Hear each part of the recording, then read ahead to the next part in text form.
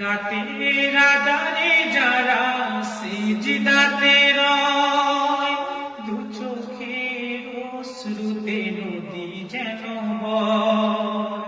রাতের আঁধারে যারা সিজদাতে রয়, দু চোখের অশ্রুতে নদী যেন বয়। চলনার হাত ছানি যতই আসুক, পিছনে ফিরেও তাকায় না। যাদের হৃদয়ে আছে আল্লাহর ভয়, তারা কোনো পথ ভুলে যায় না। আল্লাহর প্রেম ছাড়া এই দুনিয়ায় কারো কাছে কোনো কিছু চায় না। বন্ধুরা, আসুন একটি মিনিট আল্লাহ জিকির করে আল্লাহর সাথে আমরা সম্পর্ক করে নিই। যারা দাঁড়িয়ে আছেন মেহেরবানি করে বলবো বসে যান। রাস্তাঘাটে দোকানপাটে যারা আছেন, যদি সামান্যতম কোরআনের প্রতি মহাব্বত থেকে 1 মিনিটে আল্লাহর কোরআনের ময়দানে হাজির হওয়ার জন্য আমি বিনীতভাবে অনুরোধ করছি। আর মহাব্বতে জবান খুলে হৃদয়ের গভীর থেকে ভক্তি এবং শ্রদ্ধার সাথে আল্লাহ জিকির করুন। লা ইলাহা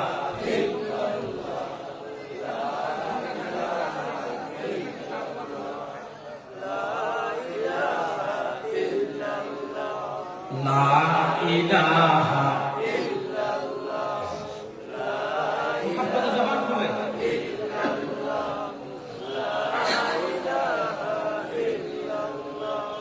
লা ইলাহা ইল্লাল্লাহ, সুবহানাল্লাহ আলহামদুলিল্লাহ, লা ইলাহা ইল্লাল্লাহ, হাসবি রাব্বি জাল্লাল্লাহ,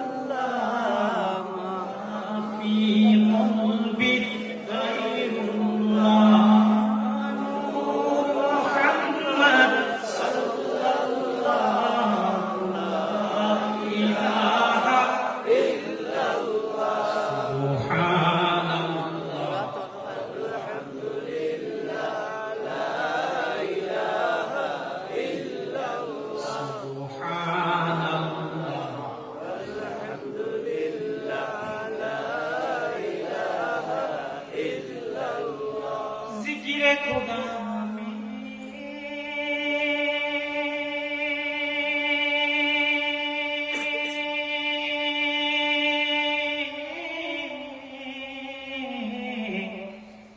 কিয়া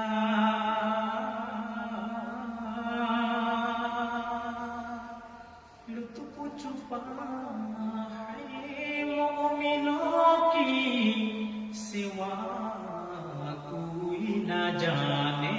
ला इलाहा इल्लल्लाह, ला इलाहा इल्लल्लाह, सुबहानल्लाह वल्हम्दुलिल्लाह, ला इलाहा इल्लल्लाह,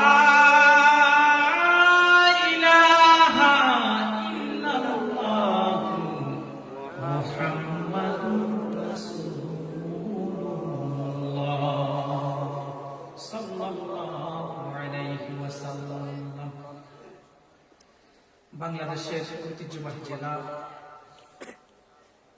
সিলেটের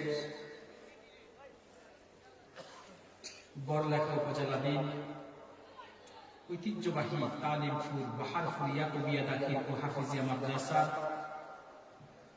2 দিনব্যাপী ইসলামী মহাসম্মেলন ও আল্লামা শামসুল উলামা সাহেব কিবলা ফজলুর রহমাতুল্লাহ আলাইহির ইসারা সওয়াব মাহফিলের সম্মানিত সভাপতি জনাব আলহাজ আব্দুর রহমান সাহাব ও মাওলানা শামসুদ্দিন সাহাব বারাকাল্লাহু ফি হায়াতিহি, সকলে বলি আল্লাহুম্মা আমিন।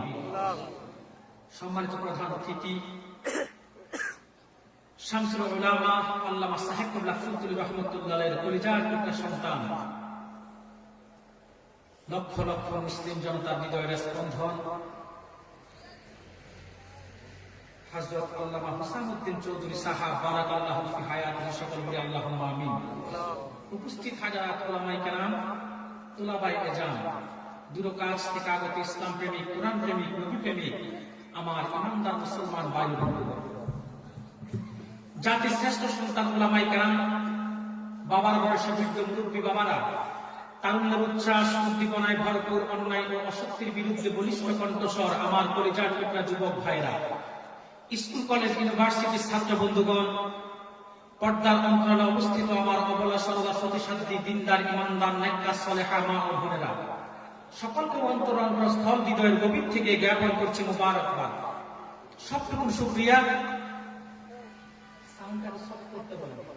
সবটুকু শুকরিয়া আল্লাহ সুবহানাহু ওয়া তাআলার জন্য, যে মহিয়ান বলিয়ান সর্বশক্তিমান আল্লাহ সুবহানাহু ওয়া তাআলা আমাদেরকে দুনিয়ার সাথে ব্যস্ততাকে উপেক্ষা করে, দুনিয়াবী অশ্লীল কার্যকলাপের মধ্যে লিপ্ত না রেখে, চায়ের রেস্তোরা আড্ডায় না রেখে, হারামের গুণকে হারাম করে আল্লাহর কোরআনের এই বরকতপূর্ণ ময়দানে আসার বসার তৌফিক ভিক্ষা দান করেছেন। সেজন্য আসুন আমরা সকলে একবার হৃদয়ের সবটুকু আবেগ অনুভূতি উচ্ছ্বাস করে, দিন মন উজাড় করে, অবনত চিত্তে সমবেত কণ্ঠে রাতের নিস্তব্ধতাকে ভঙ্গ করে সিংহের ন্যায় গর্জন দিয়ে বলি আলহামদুলিল্লাহ। বেসমান তার চাইতে অনেক অনেক অনেক বেশি দরুদ এবং সালাম আল্লাহর আখিরি নবী, নবীকুলের সম্রাট, মানবতার মহান শিক্ষক,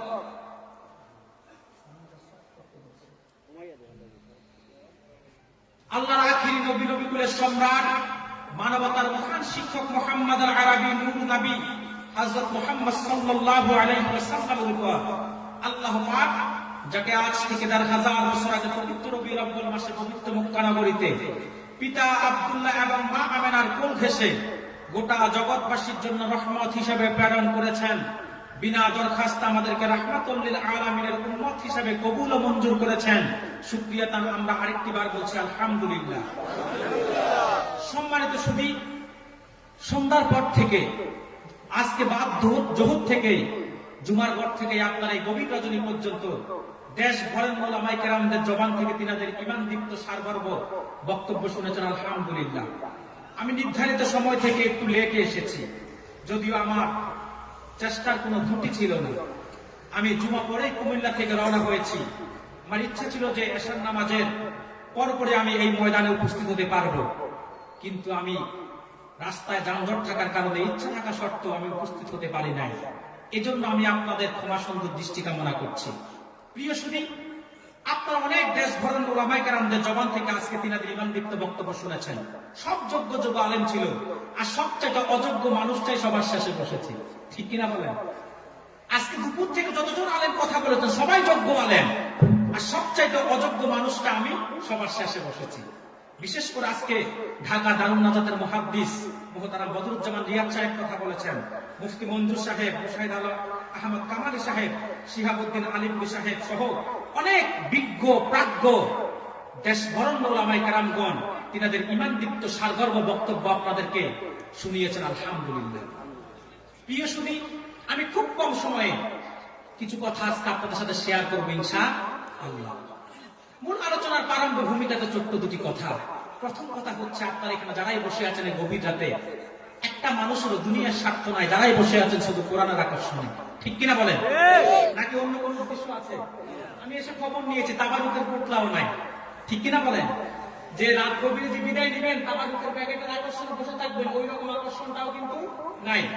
তার মানে 11টার পরেও যারা বসে আছেন নিঃসন্দেহে এরা যে আল্লাহর কোরআনের আশিক, এতে আমার কোনো সন্দেহ নাই, ঠিক কিনা বলেন? প্রিয় সুধী, আপনারা যারা বসে আছেন শুধু কোরআন শুনতে, ঠিক কিনা বলেন? এই বিনিময় কি আপনাদেরকে আল্লাহ দিবেন না? কি দিবেন? সুবহানাল্লাহ। ভাইরা আমার, ইমানদার যখন ইলমে দ্বীন শিখার জন্য আল্লাহর কোরআনের ময়দানে বসে যায়, আল্লাহর পক্ষ থেকে অপরন্ত রহমত এবং বরকত তাদের উপর বর্ষিত হতে থাকে। ভাইরা আমার, শুধু তাই নয়, শুধু তাই নয়, আপনারা যখন আল্লাহর দ্বীনের ইলম অন্বেষণ করার জন্য ঘর থেকে বের হয়েছেন, প্রতিটি কদমের বিনিময় আমার আল্লাহ রাব্বুল আলামিন 10টি করে নেকি দান করেছেন। সুবহানাল্লাহ। ভাইরা আমার, শুধু তাই নয়, হাদিস সাক্ষী, আল্লাহর দ্বীনের ইলম পিপাসু কোরআনের ছাত্ররা যখন আল্লাহর কোরআন শুনতে বসে যায়, আল্লাহর পক্ষ থেকে তাদের উপর রহমত বরকত বর্ষিত হতে থাকে। শুধু তাই নয়, যতক্ষণ পর্যন্ত বসে বসে কোরআন শুনবেন ততক্ষণ পর্যন্ত প্রতিটি শ্বাসের বিনিময়ে আল্লাহ তাআলা 10টি করে নেকি দান করবে। শুধু কি তাই, মনে রাখবেন মুসলমান, কোরআন যারা শিখে তাদের চাইতে শ্রেষ্ঠ, রেসপেক্টেড, সম্মানিত, দামি কোনো মানুষ নাই। সুবহানাল্লাহ। ভাইয়েরা আমার, আপনারা যারা কোরআন শুনতে বসে গিয়েছেন, আপনাদের মর্যাদাকে আল্লাহ তাআলা কতটুকু বুলন্দিত করে দিচ্ছেন। হাদিস সাক্ষী, বুখারীর হাদিস, আম্মা আয়েশা বর্ণনা করেন, وعن عائشة أم المؤمنين رضي الله تعالى عنها قالت قال رسول الله صلى الله عليه وسلم الماهر بالقرآن مع السفرة الكرام البررة। সুবহানাল্লাহ বলবেন না?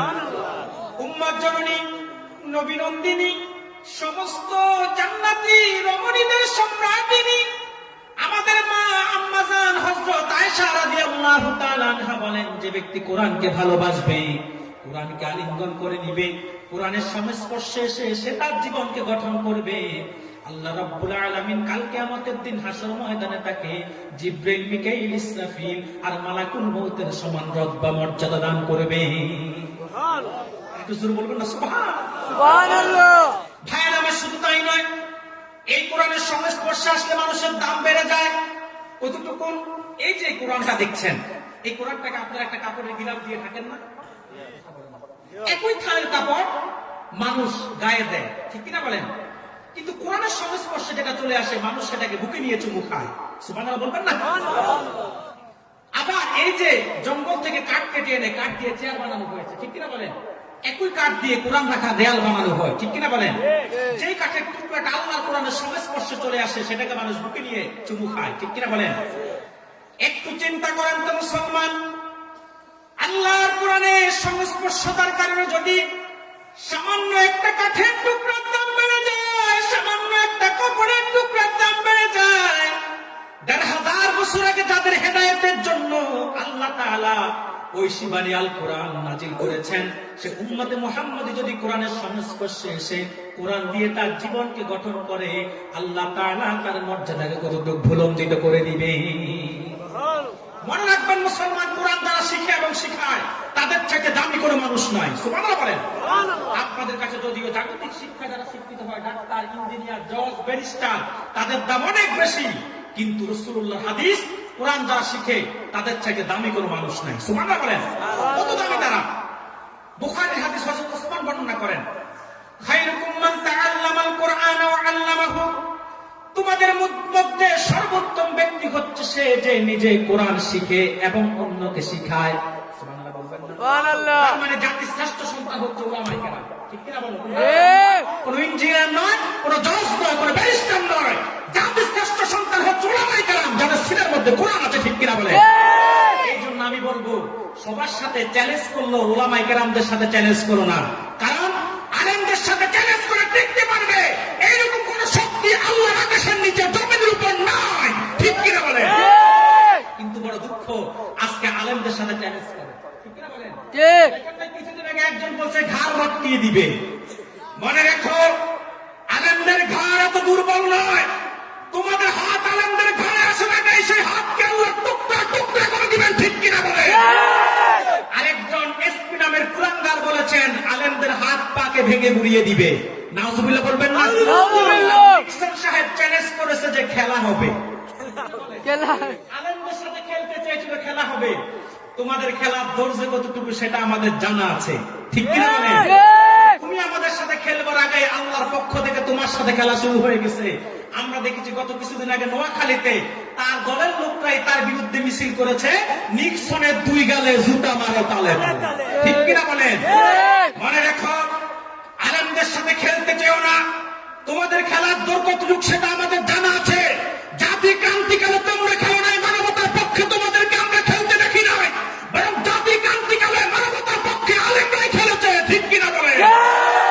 প্রমাণ। আল্লাহু আকবার, আল্লাহু আকবার, ইয়া রাসূলুল্লাহ, হুশিয়ার সাবধান, ইসলামের শত্রুরা। আল্লাহু আকবার। এই দেশে যখন রোহিঙ্গা সংকট দেখা দিয়েছিল, বিবেকের তাড়নায় মানবতার তাগিদে রোহিঙ্গাদের পাশে কারা দাঁড়িয়েছে? সর্বপ্রথম আলেম সমাজ, ঠিক কিনা বলেন? আপনাদের বড় সাহেব কেবলা, বড় সাহেব জাদা আল্লামা ফুলতলি, তিনি কোটি কোটি টাকা ত্রাণ দিয়ে এসেছে, ঠিক কিনা বলেন? এই দেশে যখন করোনার প্রাদুর্ভাব বেড়ে গিয়েছে মে জুনে, তোমাদের মায়ের লাশ, বাবার লাশ যখন 2 দিন পর্যন্ত ঘরের বারান্দায় পড়েছিল, তোমরা করোনার ভয়ে কাছে যাও নাই। 71 টিভিতে নাস্তিকরা বসে বলেছে লাশগুলোকে আগুন দিয়ে পুড়িয়ে দাও। আলেমরা বলেছেন না, মুসলমান সর্বোচ্চ সম্মানিত জাতি, মুসলমানদের লাশকে আগুন দিয়ে পুড়তে দেওয়া হবে না। জাতির শ্রেষ্ঠ সন্তান উলামায়ে কেরামরাই সেদিন, আলেমরাই করোনাকে ভয় না করে মুসলমানের লাশগুলোকে সম্মানের সাথে দাফন করেছে, ঠিক কিনা বলে? আলেমরাই জাতির ক্রান্তিকালে মানবতার পক্ষে খেলে বিজয়ী হয়েছে, তোমরা পারো নাই, ঠিক কিনা বলে? তোমরা কি করেছো সেটাও জাতির জানা আছে। মাননীয় প্রধানমন্ত্রী যখন ত্রাণ দিয়েছে গরিব অসহায় মানুষদের জন্য, সেগুলোকে তোমরা খাটের নিচে তেলের ঘড়ি বানিয়েছো, ঠিক কিনা বলেন? তোমাদের বাড়িগুলোকে তোমরা চাউলের গড়ান বানিয়েছো, ঠিক কিনা বলেন? তোমাদের মতো চোর লম্পটদের মুখে আলেমদের সাথে খেলা করে শোভা পায় না, ঠিক কিনা বলেন? অতএব জাতির শ্রেষ্ঠ সন্তান কারা? উলামায়ে কেরাম, যাদের সিনার মধ্যে কোরআন আছে, ঠিক কিনা বলেন? মনে রাখবেন, কোরআন যাদের সিনায় আছে, আল্লাহ দুনিয়া এবং আখিরাতে তাদের সম্মানকে বুলন্দিত করে দেন, সুবহানাল্লাহ বলেন।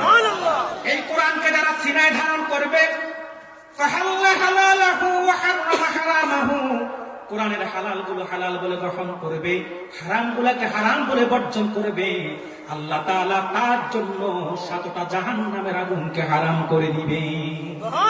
শুধু কি তাই মুসলমান, আউলিয়া কেরামের জীবনী তালাশ করে দেখা যায় কোরআন যাদের সিনায় আছে দুনিয়ার আগুন স্পর্শ করে না। সুবহানাল্লাহ। এক খ্রিস্টান পাদ্রী একবার চ্যালেঞ্জ করেছিল মুসলমানদেরকে যে, মুসলমান তোমরা কোরআনকে আগুনে দাও, আমি বাইবেলকে আগুনে দিব, দেখি কোরআন জ্বলে না বাইবেল জ্বলে না। একটা কেমিক্যাল আছে আগুন নিধারক, যারা হজ করতে গিয়েছেন মিনাতে যে তাবুগুলো আছে দেখবেন এগুলো তো আগুন ধরে না, তার মানে এটার মধ্যে কেমিক্যাল দেওয়া আছে। একটা কেমিক্যাল আছে আগুন নিধারক, খ্রিস্টান পাদ্রী চেয়েছিল কেমিক্যালটা লাগাবে আর সেটা আগুনের মধ্যে বাইবেলকে দিবে, বাইবেল জ্বলবে না, মুসলমানের কোরআন জ্বলে যাবে, নাউজুবিল্লাহ বলবেন না? এই খবর চলে গেল শাহ ওয়ালিউল্লাহ মুহাদ্দিস দেহলভির কাছে। শাহ ওয়ালিউল্লাহ মুহাদ্দিস দেহলভি আল্লাহর কোরআনকে বুকে নিয়ে আসলেন, আর তিনি খ্রিস্টান পাদ্রীকে পাল্টা চ্যালেঞ্জ করলেন। শাহ ওয়ালিউল্লাহ মুহাদ্দিস দেহলভি বলল, খ্রিস্টান পাদ্রী, তুমি চ্যালেঞ্জ করেছো আল্লাহর কোরআন এবং বাইবেলকে আগুনে দিবে, আমি তোমাকে পাল্টা চ্যালেঞ্জ করছি, যদি তোমার হিম্মত থাকে তুমি বাইবেলকে বুকে নিয়ে আগুনে ঝাঁপ দাও, আমি আল্লাহর কোরআনকে বুকে নিয়ে আগুনে ঝাঁপ দিব, তুমি আর তোমার বাইবেল জ্বলবে। কোরআন আমার বুকে থাকার কারণে কোরআন তো জ্বলবে না, আগুন আমার একটা প্রসঙ্গে স্পর্শ করবে না, করবে না, করবে না। সেই কোরআন শুনতে আজকে বসে আছে, ঠিক কিনা বলেন? আমার উপর আকর্ষণে নয়, কোন ব্যক্তির আকর্ষণে নয়, এই গভীর রাতে যারাই বসে আছেন কোরআন শুনতে, ঠিক কিনা বলেন? আপনারা কি ধৈর্য সহকারে 1 ঘন্টা আল্লাহর কোরআন শুনতে রাজি আছেন? রাজি আছেন? কারা কারা দুটি হাত তুলে আল্লাহকে দেখান।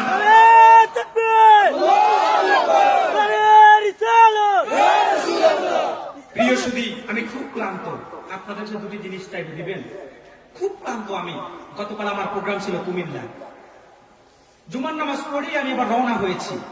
1 মিনিট রাস্তাঘাটে কোথাও আমি রেস্ট নিতে পারি নাই, বসতেও পারি না, 1 কাপ চাও আমি খেতে পারি নাই কোথাও, শুধুমাত্র এই প্রোগ্রামটা দ্রুত ধরার জন্য। কারণ ব্রাহ্মণবাড়িয়া পর্যন্ত এত বেশি যানজট ছিল, আমি তো মনে করেছি প্রোগ্রামে আসতেই পারবো না, মাঝপথ থেকে ফিরে যেতে হবে।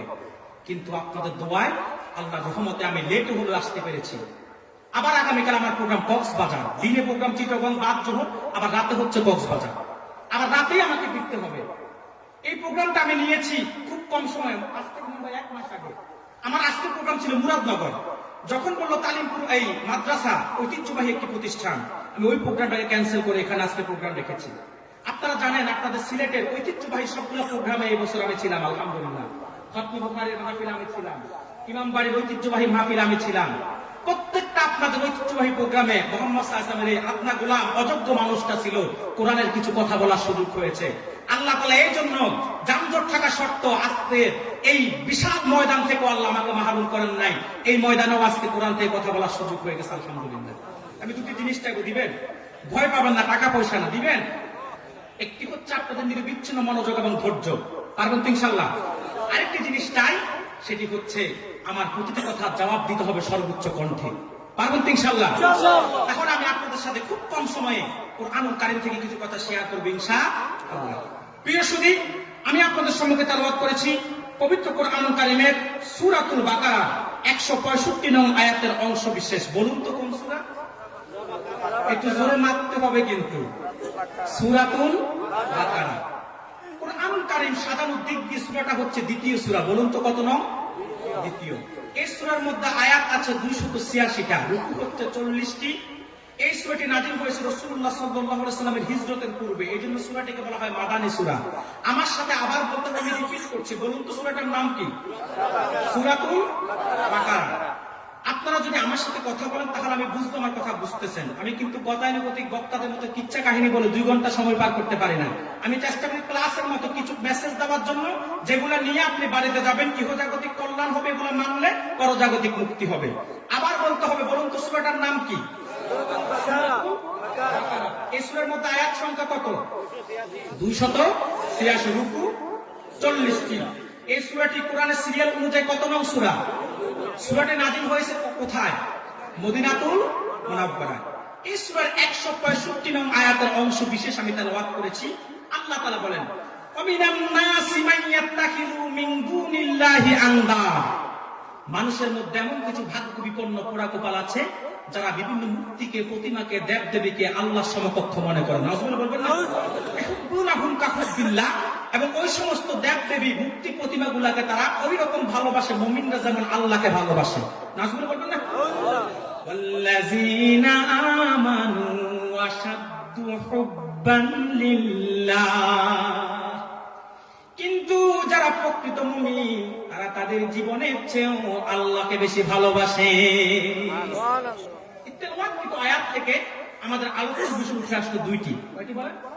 একটি হচ্ছে শিরকের ব্যাখ্যা নামা, আর দ্বিতীয়টি হচ্ছে আল্লাহ এবং তার রাসূলের ভালোবাসা কেমন হবে তা অনুধাবন করা। ঠিক কিনা বলেন? এই 2টি বিষয়ে সুনির্ভরযোগ্য মুফাসসির, মুহাদ্দিস, মুহাক্কিকদের দৃষ্টিকোণ থেকে বর্তমান প্রেক্ষাপটের আলোকে বাস্তবতার সাথে তাল মিলিয়ে কিছু কথা আপনাদের সম্মুখে তুলে ধরার চেষ্টা করব ইনশাআল্লাহ। আল্লাহ তাআলা বলেন, মানুষের মধ্যে কিছু ভাগ্য বিপন্ন পোড়াকোপাল আছে যারা বিভিন্ন দেবদেবীকে, প্রতিমাকে, মূর্তিকে আল্লাহর সাথে অংশীদার স্থাপন করে, আল্লাহর সমকক্ষ মনে করে। নাউজুবিল্লাহ। মনে রাখবেন মুসলমান, আল্লাহ জাতের সাথে, আল্লাহ সিফাতের সাথে, আল্লাহর সাথে কোনো ব্যক্তি কিংবা বস্তুকে সমকক্ষ মনে করলে সেটা শিরক হবে। কি হবে? শিরক হবে। আর শিরকের চাইতে বড় কোনো গুনাহ নাই। মানুষ স্বভাবগত অভ্যাস হচ্ছে গুনাহ করা। ঠিক কিনা বলেন? আমাদের আদি পিতা আদম ভুল করছে, আদম সন্তানরাও গুনাহ করে। ঠিক কিনা বলেন? আদম গুনাহ করছে এটা আমরা বলি না, কারণ বাপ গুনাহ করছে এটা সন্তানদের মুখে শোভা পায় না। আমরা বলি আদম ভুল করছে। ঠিক কিনা বলেন? আবার তিনি তওবা করছে, আল্লাহ তাকে ক্ষমা করে দিয়েছেন। আব্দুল্লাহ আদমকে আল্লাহ নবিউল্লাহ বানিয়ে দিয়েছেন। ঠিক কিনা বলেন? আদম সন্তানও যদি ভুল করে, গুনাহ করে, একজনের কাছে তওবা করে, ক্ষমা চায়, মাফ করে দিতে পারে একজন, তিনি কি? আল্লাহ। যেটা বলেন আল্লাহ। ভাইয়েরা আমার, মানুষ যত বড় গুনাহগারী হোক না কেন, মানুষ শয়তানের প্ররোচনায় যদি কোনো গুনাহ করে ফেলে, আল্লাহ রাব্বুল আলামিনের কাছে যদি ক্ষমা চায়, আল্লাহ রাব্বুল আলামিন তাকে ক্ষমা করে দেন। সুবহানাল্লাহ বলবেন না? মানুষের গুনাহ যত বড়ই হোক না কেন, যত বড় গুনাহই বান্দা করুক না কেন, যদি মালিকের কাছে তওবার মতো তওবা করতে পারে, মালিক তাকে ক্ষমা করে দেন। যেমন আপনি আমি আর কত বড় গুনাহ করেছি। ইমাম আযম আবু হানিফা রাহমাতুল্লাহ আলাইহির কাছে এক ব্যক্তি এসে প্রশ্ন করে, হুজুর, একজন ব্যক্তি তার মায়ের সাথে জেনা করেছে, নাউযুবিল্লাহ বলবেন না? এরপর মাকে হত্যা করেছে এবং তার মায়ের মাথা ঠুকরের মধ্যে সে মদ পান করেছে। এই লোকটা যদি তওবা করে, আল্লাহ কি তাকে ক্ষমা করবেন কিনা? ইমাম আযম বলল, যদি সে তওবার মতো তওবা করতে পারে, আমার আল্লাহ রাব্বুল আলামিন তাকেও ক্ষমা করে দিবে। এইরকম গুনাহগার কি একজন এখানে আছেন? যারা বলেন আছেন একজন এখানে? একজনও নাই। তার মানে বান্দার গুনাহ যত বড়ই হোক, আমার মহান আল্লাহ তাআলা যদি তার বান্দা তওবার মতো তওবা করে, আল্লাহ তাকে ক্ষমা করে দিবেন। সুবহানাল্লাহ বলেন। যেই আল্লাহ বান্দার যত বড় গুনাহই হোক না কেন ক্ষমা করে দেন, সে আল্লাহ তাআলা এই কোরআনুল কারীমের মধ্যে বলেছেন, ইন্নাল্লাহা লা ইয়াগফিরু আন ইউশরাকা বিহি ওয়া ইয়াগফিরু মা দুনা যালিকা লিমান ইয়াশা। আল্লাহ তাআলা বলেন, নিশ্চয় আল্লাহ তাআলা শিরকের গুনাহ কোনোদিনও ক্ষমা করবেন না।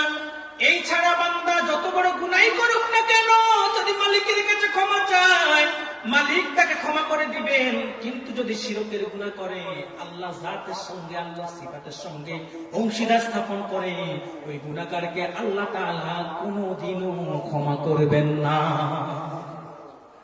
এই ছাড়া যাকে ইচ্ছা তিনি ক্ষমা করে দিতে পারবেন। সুবহানাল্লাহ, যাকে ইচ্ছা তিনি ক্ষমা করে দিবেন। সুবহানাল্লাহ। ভাইয়েরা আমার, এখন প্রশ্ন হলো, আল্লাহ রাব্বুল আলামিন শিরকের গুনাহ কেন ক্ষমা করবেন না? তার কারণ কি? তার কারণ হলো, মুসলমান, শিরকের চাইতে বড় কোনো গুনাহ নাই, বড় কোনো জুলুম নাই, বড় কোনো পাপ নাই। এজন্যই তো হযরত লোকমান তার সন্তানকে যে ওয়াজ করেছিল, যে উপদেশ দিয়েছিল, যে নসিহত গুলা করেছিল, অনেকগুলো নসিহত করেছিল, যেগুলো আল্লাহ তাআলা কোরআন কারীমের সূরাতুল লোকমানের মধ্যে আলোচনা করেছেন। কিন্তু প্রথমে আল্লাহ তাআলা যে বিষয়টি আলোচনা করেছেন, হযরত লোকমান তার সন্তানকে উপদেশ দেওয়ার সময় প্রথমে যে উপদেশটা দিয়েছিল, হযরত লোকমান বলেছেন, ইয়া বুনাইয়া লা তুশরিক বিল্লাহ, হে বৎস, আল্লাহর সাথে শিরক করো না। কেন? কারণ কি? ইন্নাশ শিরকা লাযুলমুন আযীম, নিশ্চয় শিরক হচ্ছে সবচাইতে জঘন্যতম গুনাহ, সবচেয়ে বড় গুনাহ, জঘন্য পাপ, সবচাইতে বড় জুলুম। ঠিক কিনা বলেন? সেজন্য আল্লাহ তাআলা সব গুনাহকে ক্ষমা করে দিল। তিনি তার সাথে অংশীদার স্থাপন করলে সেই শিরকের গুনাহ তিনি কোনোদিনও ক্ষমা করবেন না। ঠিক কিনা বলেন? ভাইয়েরা আমার, আপনি যত বড় নামাজি হন, যত বড় রোজাদার হন, যত বড় দানবীর হন, যত বড় হাজী হন না কেন, যদি আপনার আমল নামায় শিরক কিংবা কুফরের গুনাহ থাকে, যদি আপনার আমল নামায় শিরক থাকে, আল্লাহ তাআলা আপনার একটা ইবাদত কিন্তু কবুল করবেন না। হাসর ময়দানে যখন আপনার আমল নামা তুলে ধরা হবে, আপনার যখন নেকির কাগজটা তুলে ধরা হবে, আপনি দেখবেন নেকির খাতার মধ্যে কিচ্ছু নাই, খালি, কিছুই নাই। তখন আপনি ডাক দিয়ে বলবেন, লোকটা ডাক দিয়ে বলে, মালিক, নামাজ পড়েছি, রোজা রেখেছি, হজ করেছি, যাকাত দিয়েছি, কিন্তু আমার এক ওয়াক্ত নামাজও কেন নাই, রোজা কেন নাই, হজ কেন নাই, যাকাত কেন নাই? আল্লাহ বলবে, বান্দা, তুমি নামাজ পড়েছো, আমি অস্বীকার করি না, রোজা রেখেছো, আমি অস্বীকার করি না, হজ করেছো, আমি অস্বীকার করি না, যাকাত দিয়েছো, অস্বীকার করি না, দান সদকা করেছো, অস্বীকার করি না, কিন্তু তোমার শিরকের কারণে এক ওয়াক্ত নামাজ কিংবা একটা রোজাও আল্লাহর দরবারে কবুল হয় নাই। আল্লাহ তখন বদির খাতাটা তুলবেন আর দেখাবেন, দেখো। সে দেখবে তার বদগুলা, আমল নামাগুলা কেন কবুল হয় নাই। আল্লাহ তাআলা তাকে ডাক দিয়ে বলবে, বান্দা, তুমি নামাজ পড়েছো, আমি অস্বীকার করি না, তুমি রোজা রেখেছো, আমি অস্বীকার করি না, তুমি হজ করেছো, অস্বীকার করি না, কিন্তু তুমি মসজিদে গিয়ে আমার কদমে সেজদা দিয়েছো, আবার মসজিদ থেকে বের হয়ে তুমি তোমার পীরের পায়ে সেজদা দিছো। এরকম ভণ্ড মনে হয় বাংলাদেশে নাই? জোরে বলেন। পীরের পায়ে সেজদা দেয় এইরকম ভণ্ড মনে হয় বাংলাদেশে নাই? আবার আল্লাহ তাআলা বলে, বান্দা, তুমি মসজিদে গিয়ে বলেছো, ইয়্যাকা না'বুদু ওয়া ইয়্যাকা নাস্তাঈন, মালিক, শুধু তোমার ইবাদত করি, তোমার কাছে সাহায্য চাই, শুধু তোমার কাছে সাহায্য চাই। আর মসজিদ থেকে বের হয়ে তুমি মাজারে গিয়ে বলেছো, পীর সাহেব পোলা দাও, পীর সাহেব মাইয়া দাও। এরকম ভণ্ড বাংলাদেশে আছে না নাই?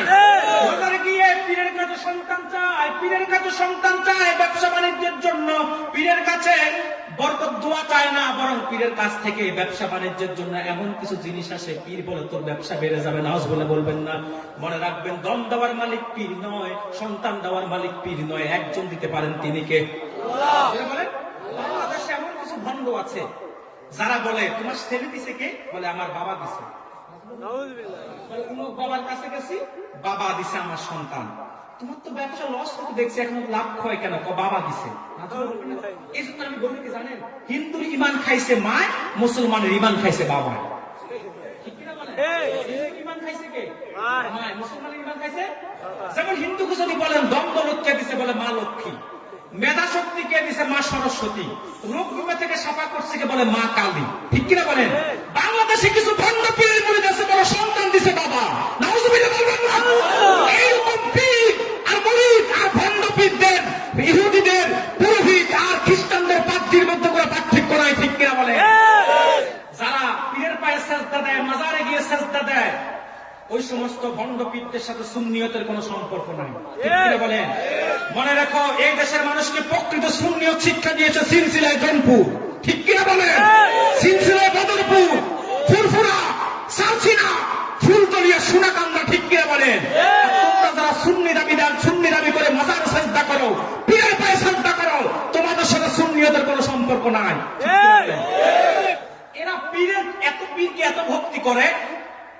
জিকির করার সময় দেখবেন পীরকে যতবার ডাকে, পীরের নাম যতবার নেয়, আল্লাহর নামও ততবার নেয়। দুনিয়ার 14 গোষ্ঠী তালা বাবা, বদনা বাবা, গাছ বাবা, মাছ বাবা, সব বাবার নাম জিকিরের মধ্যে বলে। ও গো মুর্শিদ, আসলে নাই? আচ্ছা আপনারা বলেন, আল্লাহ আল্লাহ বললে জিকির হয়, লা ইলাহা ইল্লাল্লাহ বললে জিকির হয়, সুবহানাল্লাহ বললে জিকির হয়, আলহামদুলিল্লাহ বললে জিকির হয়, আল্লাহু আকবার বললে জিকির হয়, কিন্তু ও মুর্শিদ এটা কোন জিকির? কত বৃক্ষের নিচে গেলাম ছায়া পাই বাহার আশায়, ডাল ভাঙ্গিয়া রোদ রয়ে আসে আপনে করে মদোষে, মুর্শিদ তোর লাইগা আমার রঙ্গ মনে কয় উড়িয়া যাইতাম সাইরা বাড়ি ঘরে, মুর্শিদ তোর লাইগা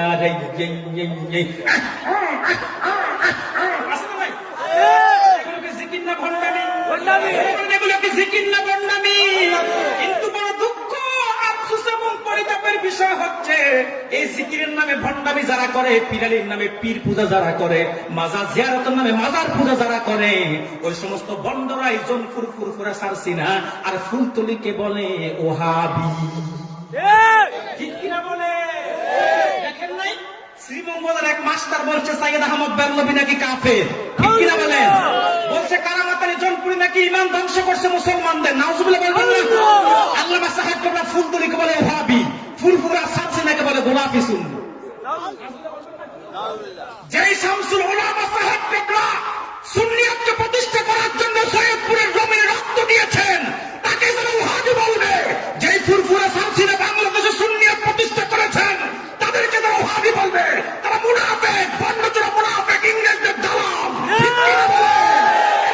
সুন্নিয়তের কোনো সম্পর্ক নয়। ঠিক কিনা বলেন? প্রিয় সুধী,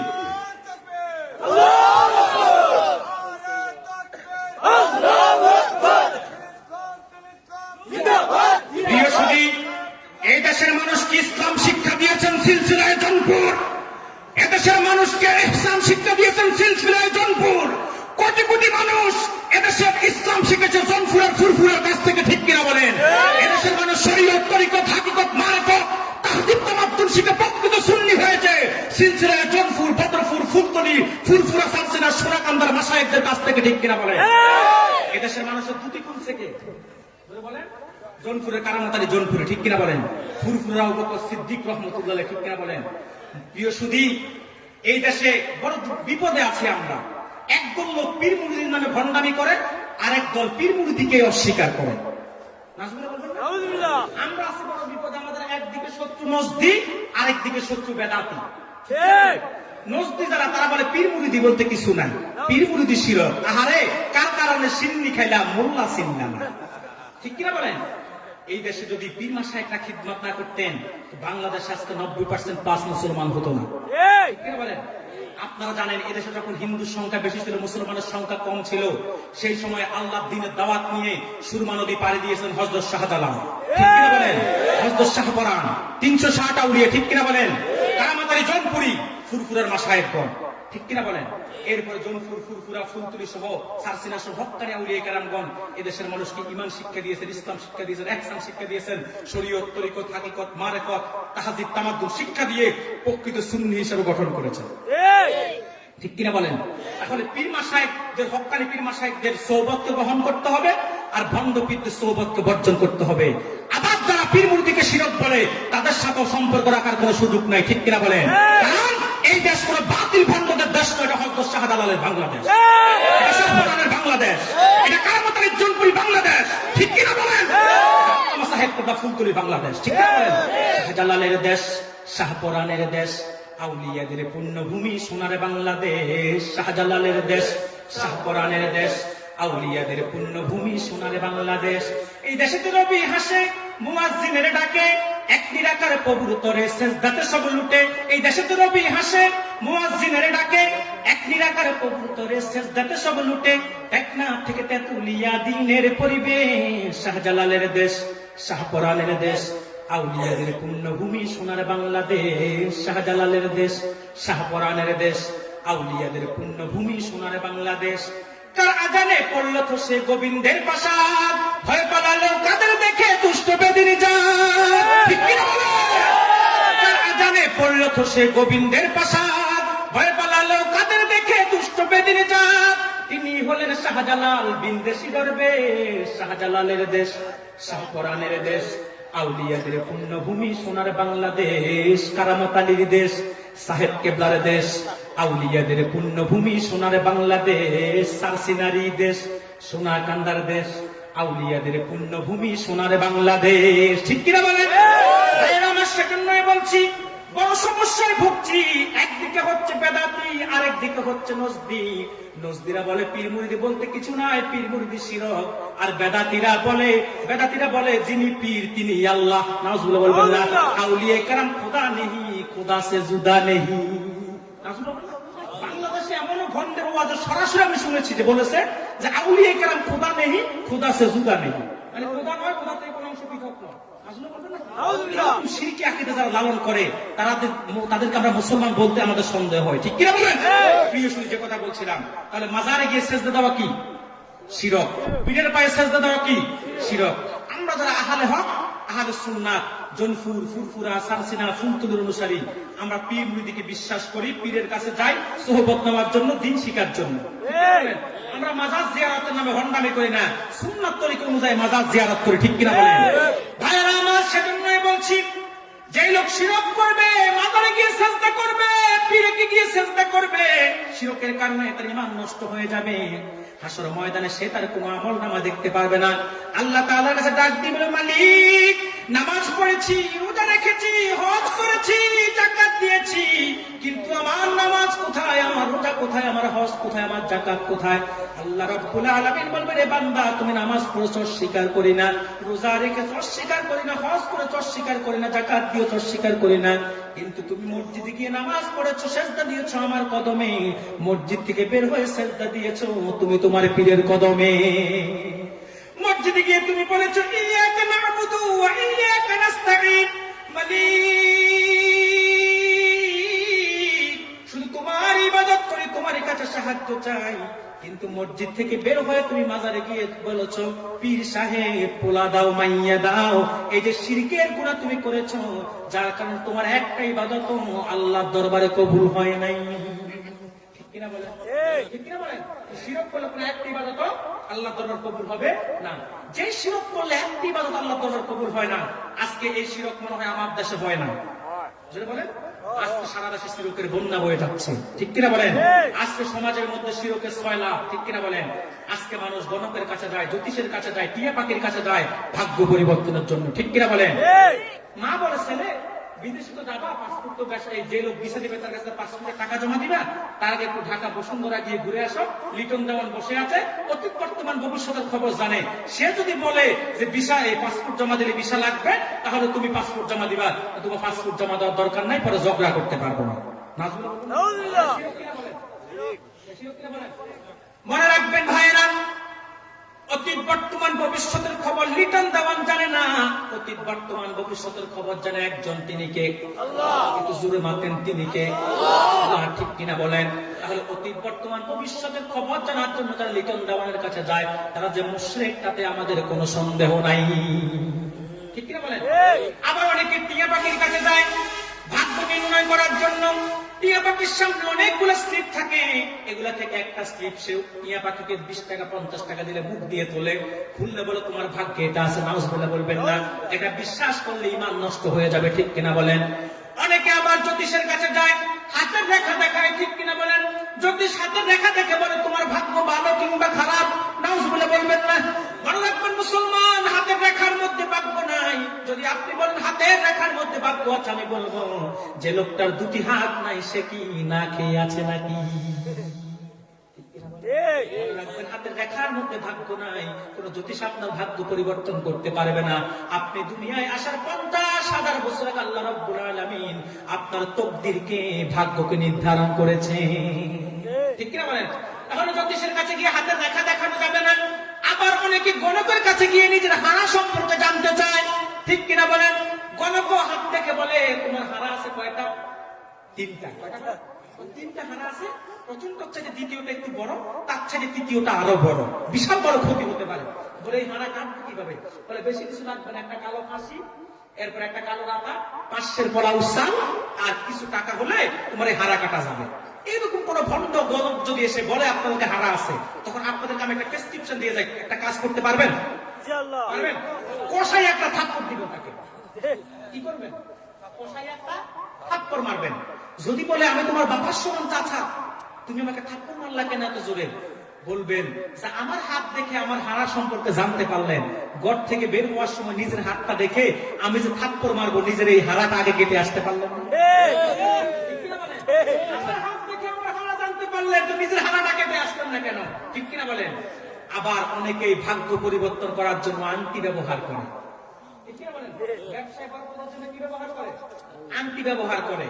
আবার ভণ্ড বাবার কাছে গিয়ে আংটি নিয়ে আসে, লাগায়, বলে ব্যবসায় বাড়বে, ঘরের মধ্যে শান্তি আসবে, সংসারের মধ্যে আয় রুজি বাড়বে। মনে রাখবেন মুসলমান, ভাগ্য পরিবর্তনের ক্ষমতা আংটির নাই, একজনের আছে, তিনি কে? বড় লেখাবাসী, এই গভীর রাতে তোমাদেরকে একটা প্রেসক্রিপশন দিয়ে যায়, যদি ভাগ্য পরিবর্তন করতে চাও কোন ভণ্ড বাবার কাছে গিয়ে আংটি আনার দরকার নাই। যদি ভাগ্য পরিবর্তন করতে চাও, রাতের গভীরে ঘুম থেকে উঠে যাও, ওযু করে এসে নামাজের মুসল্লাটা বিছাও, মালিকের কদমে কয়েকটা সেজদা দিয়ে মালিকের দরবারে দুখানা হাত তুলে চোখের পানি জড়িয়ে মালিককে একটা ডাক দাও, মালিক আমি তোমার বান্দা, আমি তোমার গোলাম, তুমি আমার মালিক। দুনিয়ার সকল দরজা বন্ধ হয়ে গিয়েছে, শুধু একটা দরজা খোলা, শুধু তোমার দরজা খোলা। তোমার দরবারে হাত তুলেছি, রাজা বাদশা এমপি মন্ত্রী দ্বন্দ্ব তোরা কারো কাছে হাত তুলে নেই, শুধু তোমার কাছে হাত তুলেছি। মালিক আমার সংসারের মধ্যে আয় রুজির কোনো ব্যবস্থা নাই, মালিক তুমি আমার রিজিককে প্রশস্ত করে দাও, রিজিককে বাড়িয়ে দাও, আমার অবিবাহিত মেয়েটাকে একটা নেককার স্বামীর দ্বারস্থ করে দাও, উপযুক্ত ছেলেটাকে ব্যবসা বাণিজ্য দেওয়ার মতো কোনো ফুজি নাই, আল্লাহ তুমি ব্যবস্থা করে দাও। মালিকের দপ্তরে যদি কবুল হয়ে যায়, রহমতের ভান্ডার থেকে যদি একটু রহমত আপনার উপর বর্ষণ করে, আপনার ভাগ্য খুলতে সময় লাগবে না। ঠিক কিনা বলেন? আজ থেকে কি গণ্ড বাবার কাছে কি আংটি আনবেন না আল্লাহর কাছে সাহায্য চাইবেন? এই যে গণকের কাছে যাওয়া, লিটন দেওয়ানের কাছে গিয়ে অতীত বর্তমান ভবিষ্যতের খবর জানা, টিয়া পাখির কাছে গিয়ে ভাগ্য নিয়ন্ত্রণ নির্ণয় করা, হাতের দেখা দিয়ে ভাগ্য যাচাই করা, আংটি ব্যবহার করে ভাগ্য পরিবর্তনের চেষ্টা করা, সবগুলা কি? জোরে বলে সবগুলা কি? শিরক। ঠিক কিনা বলেন? এই শিরকের গুলো আল্লাহ কোনোদিনও ক্ষমা করবেন? ঠিক কিনা বলেন? আবার অনেক সময় আমরা সৌন্দর্যের নামে, সৌকর্যের নামে, ভাস্কর্যের নামেও শিরক করি। ঠিক কিনা বলেন? আবার অনেক সময় আমরা কথাবার্তা এবং স্লোগান দিতে গিয়েও শিরক করে ফেলি। ঠিক কিনা বলেন? যেমন 3টি স্লোগান আছে আমার দেশে, শিরকি স্লোগান। 1, ধর্ম যার যার উৎসব সভা। আপনি যদি বলেন ধর্ম যার যার উৎসব সভা, তা আমি বলবো চাকরি যার যার বেতন সভা, গাছ যার যার ফল সভা। ঠিক কিনা বলেন? বল লেখা 2-4টা লম্পট যুবক থাকলে বলবে বিয়ে যার যার বউ সভা। ঠিক কিনা বলেন? বিয়ে যার যার বউ সভা। ঠিক কিনা বলেন? না, সেই সুযোগ নাই। ধর্মজাত উৎসবটা, ধর্মজাত উৎসবটা, ধর্ম যার যার উৎসব সভা, এটা কোনো মুসলমানের স্লোগান হতে পারে না, এটা মুনাফিকের স্লোগান। ঠিক কিনা বলেন? আরেকটা স্লোগান আছে, জনগণ সকল ক্ষমতার উৎস। নাজমুল বলবেন, এটাও শিরকি স্লোগান। আরেকটা স্লোগান আছে, ছেলে হোক মেয়ে হোক, 2টি সন্তানে যথেষ্ট, একটি হলে ভালো হয়। আমি বলি এই স্লোগান যারা দেয় তাদের একেবারে না হলে আরো ভালো হয়।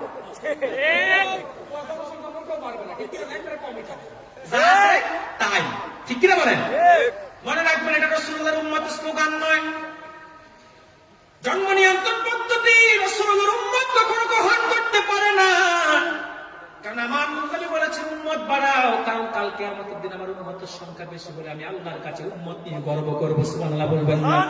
মিশকাতের হাদিস, রাসূলুল্লাহ বলেছেন হাসর ময়দানে 120টি কাতার হবে, তার মধ্যে 40টি কাতার হবে আদম থেকে ঈসা পর্যন্ত সকল নবী এবং তাদের উম্মতের কাতার, আর একমাত্র কেবলমাত্র মুহাম্মদ সাল্লাল্লাহু আলাইহি সাল্লামের উম্মতের কাতার হবে 80টা।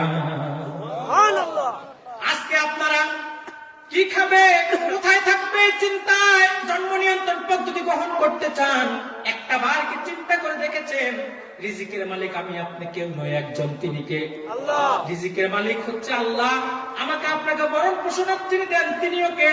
আল্লাহ। ঠিক কিনা বলেন? একটা একটাবার একটু চিন্তা করে দেখেন তো, স্বাধীনতার 3 কিংবা 4 বছর পর 1974 সালে একটা দুর্ভিক্ষ দেখা দিয়েছিল। তখন মানুষ ছিল 7 কোটি। মানুষ ক্ষুধার জ্বালায় নদী নর্দমার পানি পর্যন্ত খেয়েছে। কিন্তু স্বাধীনতার 50 বছর পরে আজকে মানুষ 18 কোটি, কিন্তু একটা মানুষও না খেয়ে নাই।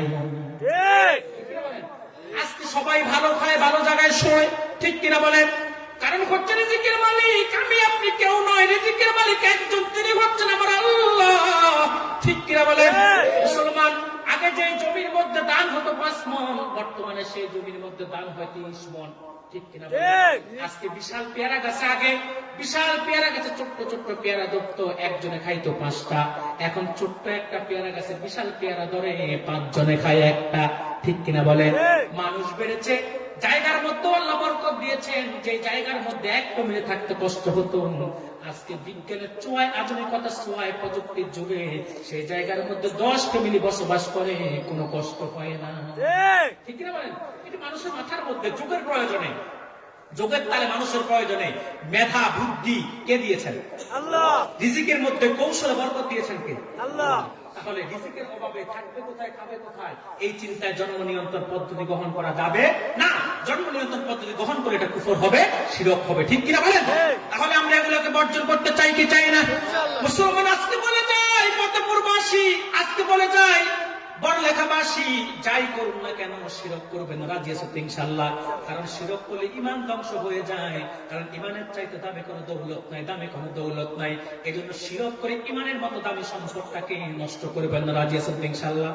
জন্য রাজি আছো তো ইনশাআল্লাহ? বরং সবসময় মালিকের কাছে ফরিয়াদ করবেন, মালিক মৃত্যু পর্যন্ত ঈমানের উপর অটল রাখিও, অবিচল রাখিও। এমন কোন আমল যেন আমার দ্বারা না ঘটে, আমার শিরকের কারণে, কুফরের কারণে ঈমানটা নষ্ট হয়ে যায়। কারণ যদি ঈমান নষ্ট হয়ে যায় শিরক কুফরের কারণে, আপনার ইহজগত শেষ, পরজগত শেষ। এই জন্য সবসময় আল্লাহর কাছে দোয়া করবেন, ঈমানের পথে অবিচল থেকে মৃত্যুটা যেন হয়, ঠিক কিনা বলেন? ঈমানের পথে অবিচল থেকে আমার মরণ যেন হয়, ঠিক কিনা বলে? ঈমানের পথে অবিচল থেকে আমার মরণ যেন হয়। তোমারই কাছে মিনতি আমার, তোমারই কাছে মিনতি আমার,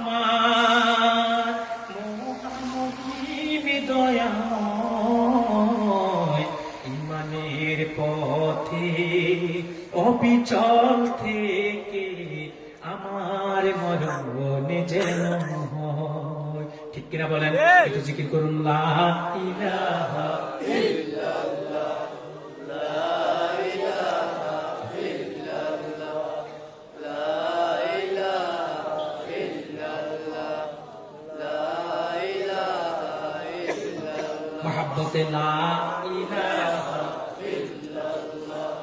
আল্লাহর জিকির করবে যারা, আল্লাহর প্রিয় হবে তারা।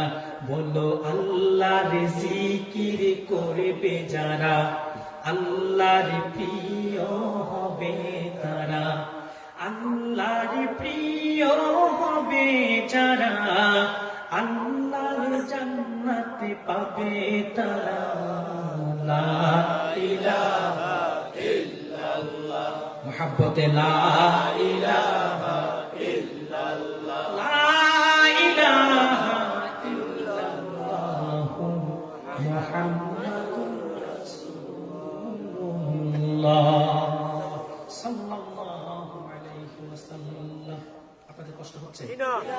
1 ঘন্টা হয়ে গেছে, এই ক্লান্তি নিয়ে আমি বের পাই না। আমি ভাবছি যে 1 ঘন্টা যখন এসেছি এত ক্লান্ত ছিলাম, আমি ভাবছি 1 ঘন্টা কথা বলতে পারবো না। আপনারা বুঝতে পারছেন যারা আমার আগে আলোচনা শুনেছেন, আমি অনেক কষ্ট হচ্ছে কিন্তু আমার কথা বলতে। আমি শোধ দিতে চাচ্ছি একরকম, বই যাচ্ছে আরেক রকম। খুব ক্লান্ত, প্রায় 9.5 ঘন্টা জার্নি করে আসতে করতেছে।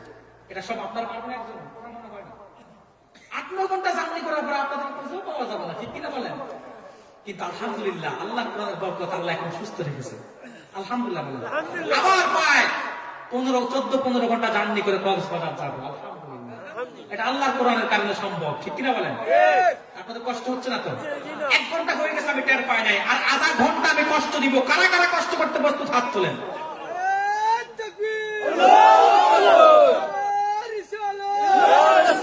আলহামদুলিল্লাহ, এতে বোঝা যায় পড়ালেখার মানুষ কোরআনের প্রেমী, ঠিক কিনা বলেন? এই অঞ্চলের মাটি আল্লাহর কোরআনের প্রেমিকদের ঘাঁটি, ঠিক কিনা বলেন? রাসূলুল্লাহর আশিকদের ঘাঁটি, আর আল্লামা সাহেব কাবলা রুহানি সন্তান সব বসা, যা বসা আছে সব শামসুল উলামার রুহানি সন্তান, ঠিক কিনা বলেন?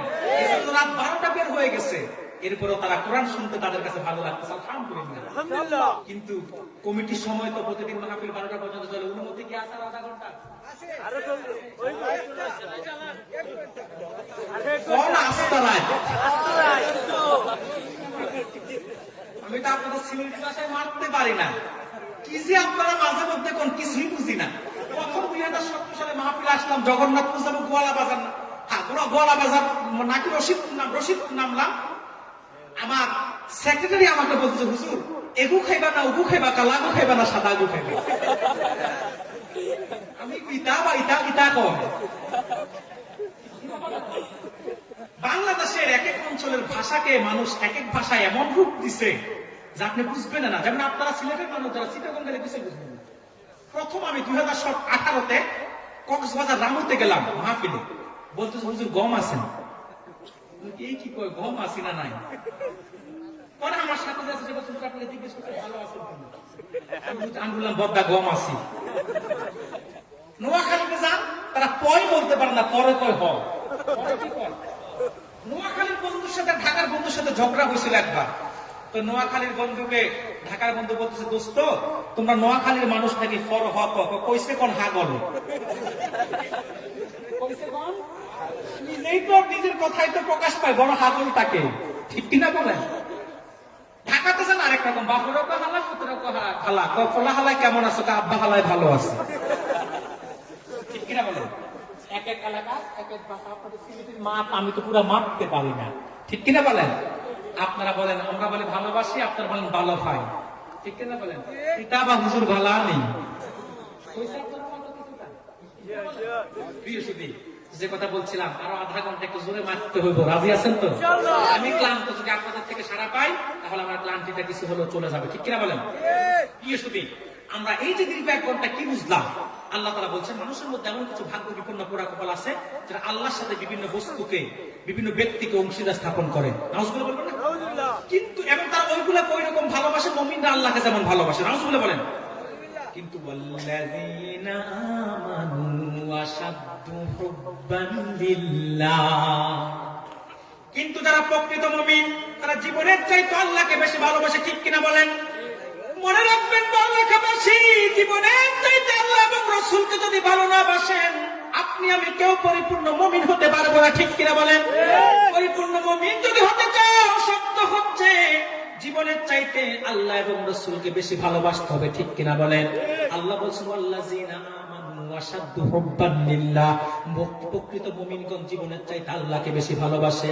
মনে রাখবেন, আল্লাহ এবং রাসূলকে যে জীবনের চাইতে বেশি ভালোবাসবে সেই প্রকৃত মুমিন, ঠিক কিনা বলেন? আর যদি আপনি আল্লাহ এবং রাসূলকে জীবনের চাইতে বেশি ভালোবাসতে না পারেন, আপনি আমি কেউ প্রকৃত মুমিন হতে পারবো না। বুখারীর হাদিস, আনাস বিন মালিক বলেন রাসূলুল্লাহ বলেছেন, লা ইউমিনু আহাদুকুম হাত্তা ইয়াকুনা হাব্বা ইলাইহি মিন ওয়ালিদিহি ওয়া ওয়ালাদিহি ওয়ান নাসি আজমাইন। হুজুর বলেছেন, তোমাদের মধ্যে কেউ ততক্ষণ পর্যন্ত পরিপূর্ণ মুমিন হতে পারবে না যতক্ষণ পর্যন্ত তার ব্যবসা বাণিজ্য, চাকরি বাকরি, পিতা মাতা, সন্তান সন্ততি সবকিছু চাইতে আল্লাহ এবং রাসূলকে বেশি ভালো না বাসবে। এই হাদিসের ব্যাখ্যায় আমি আরেকটি হাদিস শোনাই, বুখারীতে এসেছে। আব্দুল্লাহ ইবনে হিশাম বলেন, একদিন হযরত ওমর সহ আমরা রাসূলুল্লাহর সঙ্গে হাঁটছিলাম, রাসূলুল্লাহর হাত মোবারক হযরত ওমরের হাতে। হযরত ওমর রাসূলুল্লাহকে ডাক দিয়ে বলল, ইয়া রাসূলুল্লাহ, ইয়া হাবিবাল্লাহ, আমি আপনাকে আমার ব্যবসা বাণিজ্য, মা বাবা, সন্তান সবকিছু চাইতে বেশি ভালোবাসি। হুজুর, তার চাইতে আমি আমার জীবনটাকে বেশি ভালোবাসি। আল্লাহ রাসূল বললেন, ওমর তুমি এখনো পরিপূর্ণ মুমিন হতে পারবে না যতক্ষণ পর্যন্ত না জীবনের চাইতে আমি রাসূলকে বেশি ভালো না বাসবে। তৎক্ষণাৎ ওমর ডাক দিয়ে বলল, ইয়া রাসূলুল্লাহ, ইয়া হাবিবাল্লাহ, এখন থেকে আমি ওমর আমার জীবনের চাইতে আপনি রাসূলকে বেশি ভালোবাসি। সুবহানাল্লাহ। আল-আন ইয়া ওমর, ওমর এখন তুমি পরিপূর্ণ মুমিন হয়েছো। সুবহানাল্লাহ। মুসলমান রাসূলুল্লাহকে জীবনের চাইতে বেশি ভালোবাসতে হবে, ঠিক কিনা বলেন? আপনি অবাক হয়ে যাবেন, সাহাবায়ে কেরাম নবীকে তাদের জীবনের চাইতে বেশি ভালোবাসতো। রাসূলুল্লাহকে ১,৫০০ বছর আগে সাহাবায়ে কেরাম যতটুকু ভালোবেসেছে, ১,৫০০ বছর পরে উম্মত যতটুকু ভালোবাসে এখনো কোন একজন নবীকে তার উম্মত ততটুকু ভালোবাসতে পারে না। সুবহানাল্লাহ বলবেন না? আল্লাহ রাসূল সাহাবায়ে কেরাম কতটুকু ভালোবেসেছে। বুখারীর হাদিস, উরওয়া ইবনে মাসউদ বলেন, আমি যখন আসলাম রাসূলুল্লাহর সঙ্গে কথা বলার জন্য কাফেরদের পক্ষ থেকে, আমি এসে দেখলাম মুহাম্মদ সাল্লাল্লাহু আলাইহি ওয়াসাল্লাম সাহাবায়ে কেরাম কি পরিমাণ ভক্তি করে, তাজিম করে। আমি দেখতাম মুহাম্মদ সাল্লাল্লাহু আলাইহি ওয়াসাল্লাম থুতু ফেললে সেটা জমিনে পড়ার আগে সাহাবায়ে কেরাম হাতে নিয়ে নিতেন এবং সেটাকে সাহাবায়ে কেরাম তাদের মুখের মধ্যে মালিশ করে নিতেন, শরীরের মধ্যে মালিশ করে নিতেন। সুবহানাল্লাহ। কোন একজন পীর বা নেতা শুধু কোন মুরিদ কিংবা কর্মী হাতে নিয়ে শরীরে মাখবে? যেটা বলেন মুহাম্মদ সাল্লাল্লাহু আলাইহি ওয়াসাল্লামের সেটা ভক্তি সাহাবায়ে কেরাম করতেন। সুবহানাল্লাহ। ভাইয়েরা, আমি কতটুকু ভালোবেসেছেন সাহাবায়ে কেরাম। উরওয়া ইবনে মাসউদ বলেন, মুহাম্মদ সাল্লাল্লাহু আলাইহি ওয়াসাল্লাম যখন ওযু করতেন, ওযুর পানি কার আগে কে নেবে সাহাবায়ে কেরাম প্রতিযোগিতা শুরু করে দিতেন। সুবহানাল্লাহ বলবেন না? মুহাম্মদ সাল্লাল্লাহু আলাইহি ওয়াসাল্লাম যখন মাথার চুল মুবারক কাটতেন, সাহাবায়ে কেরাম কার আগে কে গ্রহণ করে বরকতের জন্য সাথে রাখবেন সেটা গ্রহণের জন্য চতুর্দিকে ঘেরাও করে রাখতেন। সুবহানাল্লাহ। ভাইয়েরা আমার, উরওয়া ইবনে মাসউদ বলেন, আমি রোম এবং পারস্যের সাম্রাজ্য দেখেছি, কাইসার এবং কাসরার রাজত্ব দেখেছি, বাদশা নাজ্জাশীর দরবারে গিয়েছি, কিন্তু মুহাম্মদ সাল্লাল্লাহু আলাইহি ওয়াসাল্লামকে সাহাবায়ে কেরাম যে পরিমাণ ভক্তি শ্রদ্ধা ভালোবাসতে দেখেছি, কোন একজন দুনিয়ার রাজা কিংবা বাদশাকে তাদের অনুসারীগণকে ভালোবাসতে দেখি নাই। সুবহানাল্লাহ। এতটুকু ভালোবাসতে আমি কোন বাদশাকে তাদের অনুসারীদেরকে দেখি নাই। মুহাম্মদ সাল্লাল্লাহু আলাইহি ওয়াসাল্লাম সাহাবায়ে কেরাম যতটুকু ভালোবেসেছে, মুসলমান কতটুকু ভালোবাসে। সুবহানাল্লাহ। বুখারী ২য় খণ্ডের কিতাবুল মাগাজিতে এসেছে, এই আদম থেকে ঈসা পর্যন্ত একজন নবীকে তার ১০০০ ভাগের ১ ভাগ পুরো উম্মত ভালোবাসে না। মুহাম্মদ সাল্লাল্লাহু আলাইহি ওয়াসাল্লামকে সাহাবায়ে কেরাম এবং তার উম্মতরা যত ভালোবাসে। সুবহানাল্লাহ। হযরত মূসাকে তার উম্মতরা কতটুকু ভালোবাসে বুখারীতে এসেছে। আল্লাহ তাআলা যখন মূসাকে বলল, মুসা তুমি তোমার জাতিদেরকে নিয়ে বনু মালাকার বিরুদ্ধে যুদ্ধ করো, তার জাতিরা কি উত্তর দিয়েছে জানেন আপনারা? জানেন? মূসাকে তার অনুসারীরা বলছে, মুসা তুমি যাও আর তোমার খোদা যাক, আমরা যেতে পারবো না। নাউজুবিল্লাহ বলবেন না? আর মুহাম্মদ সাল্লাল্লাহু আলাইহি ওয়াসাল্লামকে সাহাবায়ে কেরাম কতটুকু ভালোবেসেছেন। বদরের ময়দানে যাওয়ার আগে আল্লাহর হাবিব সাহাবীদের থেকে পরীক্ষা নিতে চাইলেন সাহাবায়ে কেরামের আগ্রহ কতটুকু আছে। আনসাররা দাঁড়িয়ে গিয়ে বলল, হুজুর আমরা রাজি। মুহাজিররা দাঁড়িয়ে গেল, হুজুর আমরা রাজি। হযরত মিকদাদ দাঁড়িয়ে গিয়ে বলল, ইয়া রাসূলুল্লাহ, ইয়া হাবিবাল্লাহ, বদর তো মাত্র ৯০ কিলোমিটার দূরে আমাদের কাছের ময়দান, এখান থেকে ১০০০ মাইল দূরে গিয়ে বারগুল গেমারে গিয়েও যদি আপনার কদমে আপনার সাহাবীদেরকে আল্লাহ দ্বীনের জন্য রক্ত ঝরাতে হয়, আপনার সাহাবায়ে কেরাম ২৪ ঘন্টা প্রস্তুত আছে। বলেন সুবহানাল্লাহ। আরেকটা দৃষ্টান্ত আমি দিচ্ছি, বুখারীতে এসেছে ৩য় খণ্ডে। হযরত ঈসার নাম শুনুন না? হযরত ঈসাকে তার উম্মত কতটুকু ভালোবাসছে। তার যে কাছের খলিফা ছিল তার মধ্যে সবচেয়ে বড় খলিফা ছিল সেন্ট পল।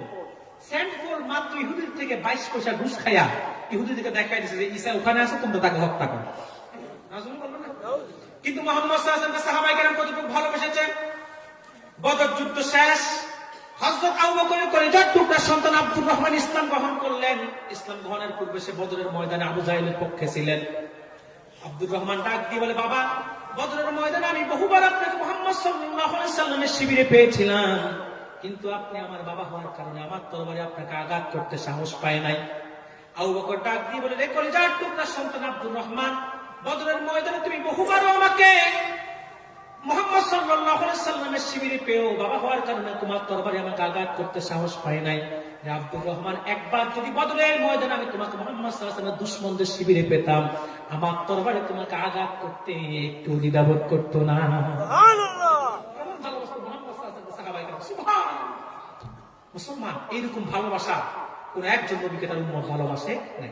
এখন একটা প্রশ্ন আসে যে কোন একজন নবীকে তার উম্মতরা যেই পরিমাণ ভালোবাসা নাই তার হাজার বেশি মুহাম্মদ সাল্লাল্লাহু আলাইহি ওয়াসাল্লাম সাহাবায়ে কেরাম ১,৫০০ বছর আগে, ১,৫০০ বছর গত হওয়ার পরেও উম্মত কেন ভালোবাসে? এই কেনটার উত্তর কি জানবেন? যদি বলেন আপনাদের মধ্যে দুই একজন উঠাউঠি করতেছে, কেউ উঠতে পারবেন না, ঠিক আছে তো?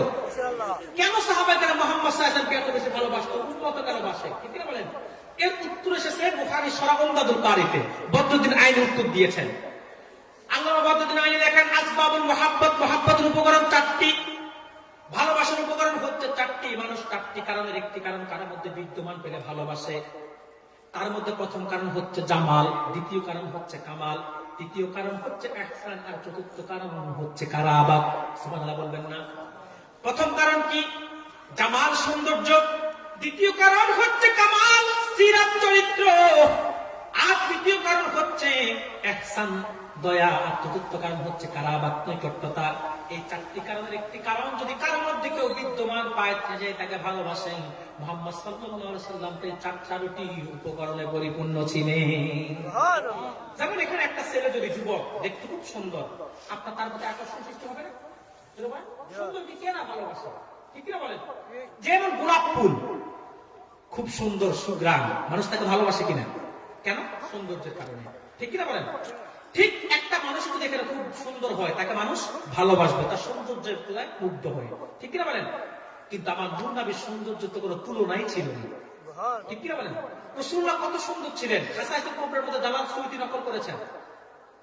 জালাল সুয়ুতী বর্ণনা করেন, খাসাইসুল কুবরা সাক্ষী আম্মাজান হযরত আয়েশা রাদিয়াল্লাহু তাআলা আনহা যখন মিশরের মেয়েদেরকে পেলেন, আম্মাজান আয়েশা বলল, মিশরের মেয়েরা ইউসুফ নবীর সৌন্দর্য দেখে নাকি জুলাইখার সঙ্গী সাথীরা ফল কাটতে গিয়ে আঙুল কেটে ফেলেছে। রে মিশরের মেয়েরা শুনে রাখো, যদি তারা একবার জুলাইখার সঙ্গী সাথীরা আমার স্বামী মুহাম্মদ সাল্লাল্লাহু আলাইহি সাল্লামের নূরের কপালটা দেখতো, আঙুল নয়, আঙুল নয়, তারা তাদের কলিজা কেটে ফেলতো, একটু টেরে পেত না। আমার নূর নবী কত সুন্দর ছিলেন। আম্মা জান হযরত আয়েশা বলেন, রে সাহাবায়ে কেরাম, তোমাদের সূর্যটা প্রতিদিন পূব আকাশে উঠে পশ্চিমে ডুবে, আমার একটা সূর্য আছে, সেটা প্রতিদিন এশার নামাজের পরে আমার ঘরে উদিত হয়।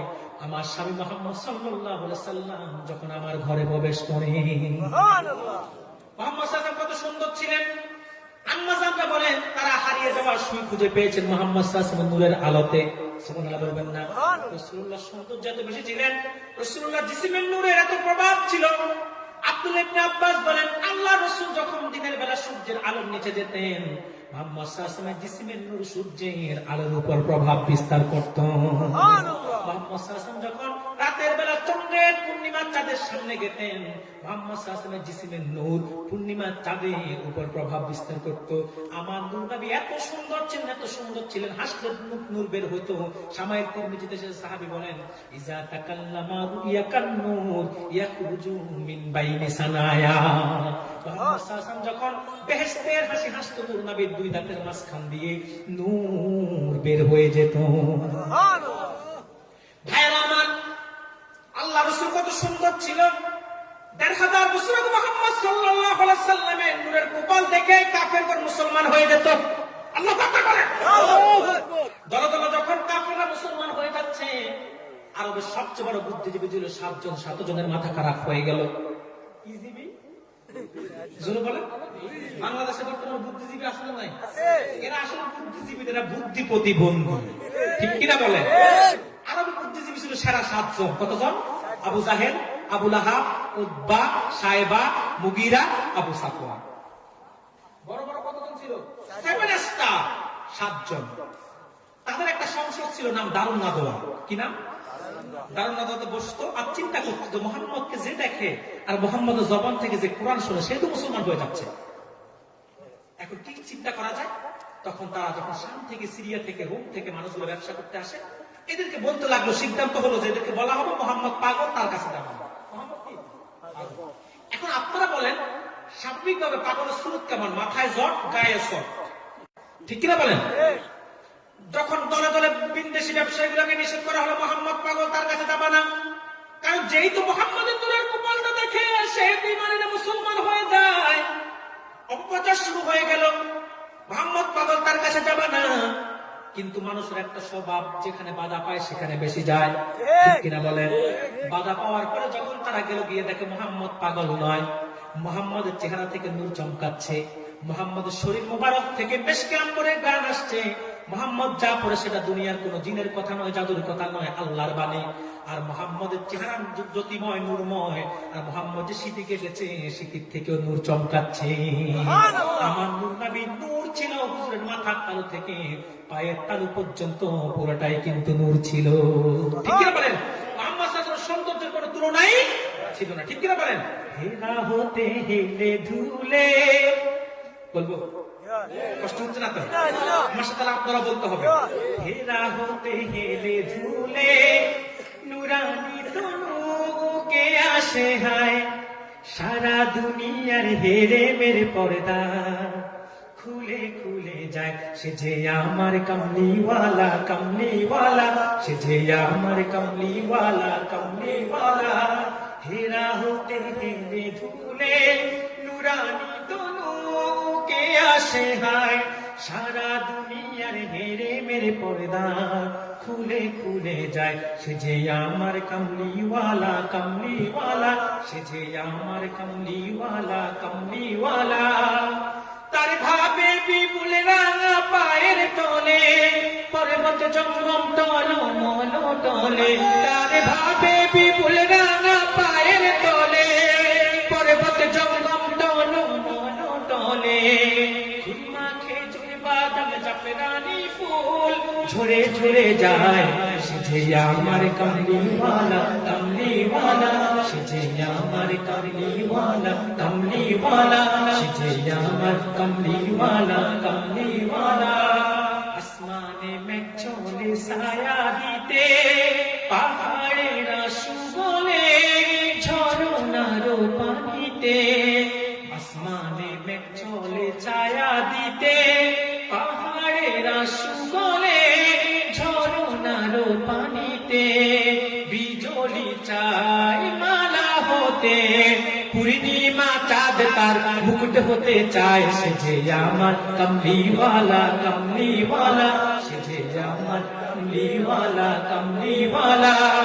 হীরা হতে হেলে ধুলে নুরানি তনুকে আসে হায়, সারা দুনিয়ার হেরে মেরে পর্দা, সারা দুনিয়ার হেরে মেরে পর্দা খুলে খুলে যায়। সে যে আমার কামলিওয়ালা, কামলিওয়ালা, সে যে আমার কামলিওয়ালা, কামলিওয়ালা। সৌন্দর্যের কোনো তুলনা ছিল না। ঠিক কিনা বলেন? এই পৃথিবীর সবচাইতে সুন্দর ব্যক্তি ছিল আমার নূর নবী। সারা পৃথিবীর সকল সৌন্দর্য এক পাশে রাখলে সেটা আমার নূর নবীর সৌন্দর্যের কাছে তুচ্ছ মনে হবে। ঠিক কিনা বলেন? কষ্ট হচ্ছে না তো? আর সামান্য একটু। ভালোবাসার উপকরণ কয়টি? জামাল, কামাল, ইহসান, কারামত। জামাল মানে সৌন্দর্য, আমার নূর নবীর সৌন্দর্যের কোনো তুলনাই নেই। ঠিক কিনা বলেন? এরপর হচ্ছে কামাল। কামাল মানে হচ্ছে চরিত্র, সিরা। সেটা কি? সিরা। যেমন একটা লোক যদি এখানে যুবক দেখতে খুব কালো, গরিব ফ্যামিলির ছেলে, বংশ মর্যাদা নাই, কিন্তু 5 ওয়াক্ত নামাজ পড়ে, মানুষকে দেখলে মুরব্বীদেরকে সালাম দেয়, সম্মান করে, ছোটদেরকে স্নেহ করে, সদা সত্য কথা বলে, আপনারা কি তাকে ভালোবাসেন? তার চরিত্র বড়, যদিও দেখতে সে কালো কিন্তু তার চরিত্র কি? যেমন হযরতে বেলাল, হাবশী বেলাল ছিল কি? কিন্তু তার অন্তর ছিল আলো। এই জন্য আল্লাহ তাকে ভাসত অনেক কত ভালোবেসেছে বেলাল। যদিও কালো সাহাবী ছিল, চরিত্রের কারণে দাম কত বেড়েছে। বুখারী সাক্ষী, হযরত ওমর বলেছেন, আবু বকর সাইয়্যিদুনা ফাআতাকা সাইয়্যিদান। আমাদের এক নেতা আবু বকর, তিনি আযাদ করেছেন আরেক নেতা, তার নাম হযরত বেলাল। সুবহানাল্লাহ। হযরত ওমর কুরাইশ বংশের সন্তান, কিন্তু বেলালের মতো একজন গোলামকে নেতা বলেছেন। সুবহানাল্লাহ। বেলালের দাম কত বেড়েছে। হাদিস সাক্ষী রাসূলুল্লাহ বলেছেন, মেরাজ থেকে এসে হুজুর বেলালকে বলে, বেলাল তুমি এমন কি আমল করো আমার আল্লাহ তোমার উপর এত রাজি? সুবহানাল্লাহ। বেলাল বলল, হুজুর কেন? কেন? আল্লাহ রাসূল বলল, বেলাল মেরাজ রাতে আমি যখন জান্নাতের পাশ দিয়ে যাচ্ছি, আমি তোমার কদমের আওয়াজ জান্নাত থেকে শুনতে পেয়েছি। সুবহানাল্লাহ বলবেন না? বেলাল তুমি এমন কি আমল করো আমার আল্লাহ তোমার উপর এত রাজি? সুবহানাল্লাহ। বেলাল বলল, ইয়া রাসূলুল্লাহ, ইয়া হাবিবাল্লাহ, তেমন কোন আমল করতে পারি না, শুধুমাত্র যখন নামাজ পড়তে মসজিদে প্রবেশ করি আল্লাহ সন্তুষ্টির জন্য নামাজের আগে আমি 2 রাকাত তাহিয়াতুল আদায় করি।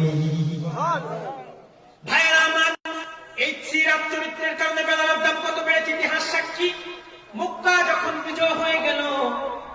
বিজয়ের পরে রাসূলুল্লাহ সাল্লাল্লাহু আলাইহি সাল্লাম সাহাবীদেরকে নিয়ে একটা পরামর্শের মজলিস ডাক দিলেন। আর হুজুর বলল, সাহাবায়ে কেরাম, আজকে বিনা যুদ্ধে আল্লাহ মক্কা বিজয় করে দিলেন।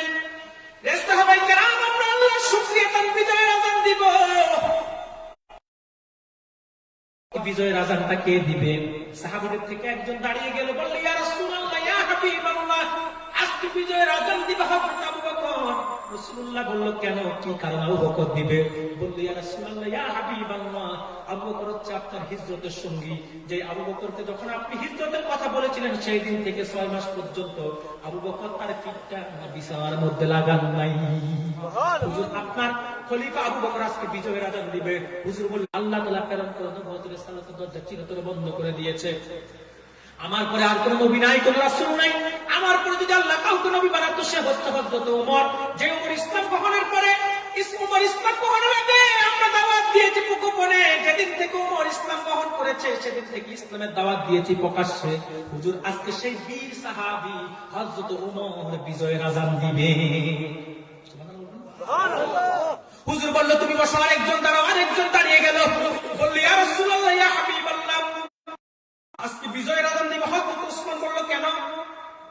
বলল, ইয়া রাসূলুল্লাহ, ইয়া হাবিবাল্লাহ, ওসমান আপনার এমন একজন সাহাবী, যে হচ্ছে তার পরিজার টুকরা জামাতা, যাকে আপনি বলেছেন যুন্নুরাইন, দুই নূরের অধিকারী।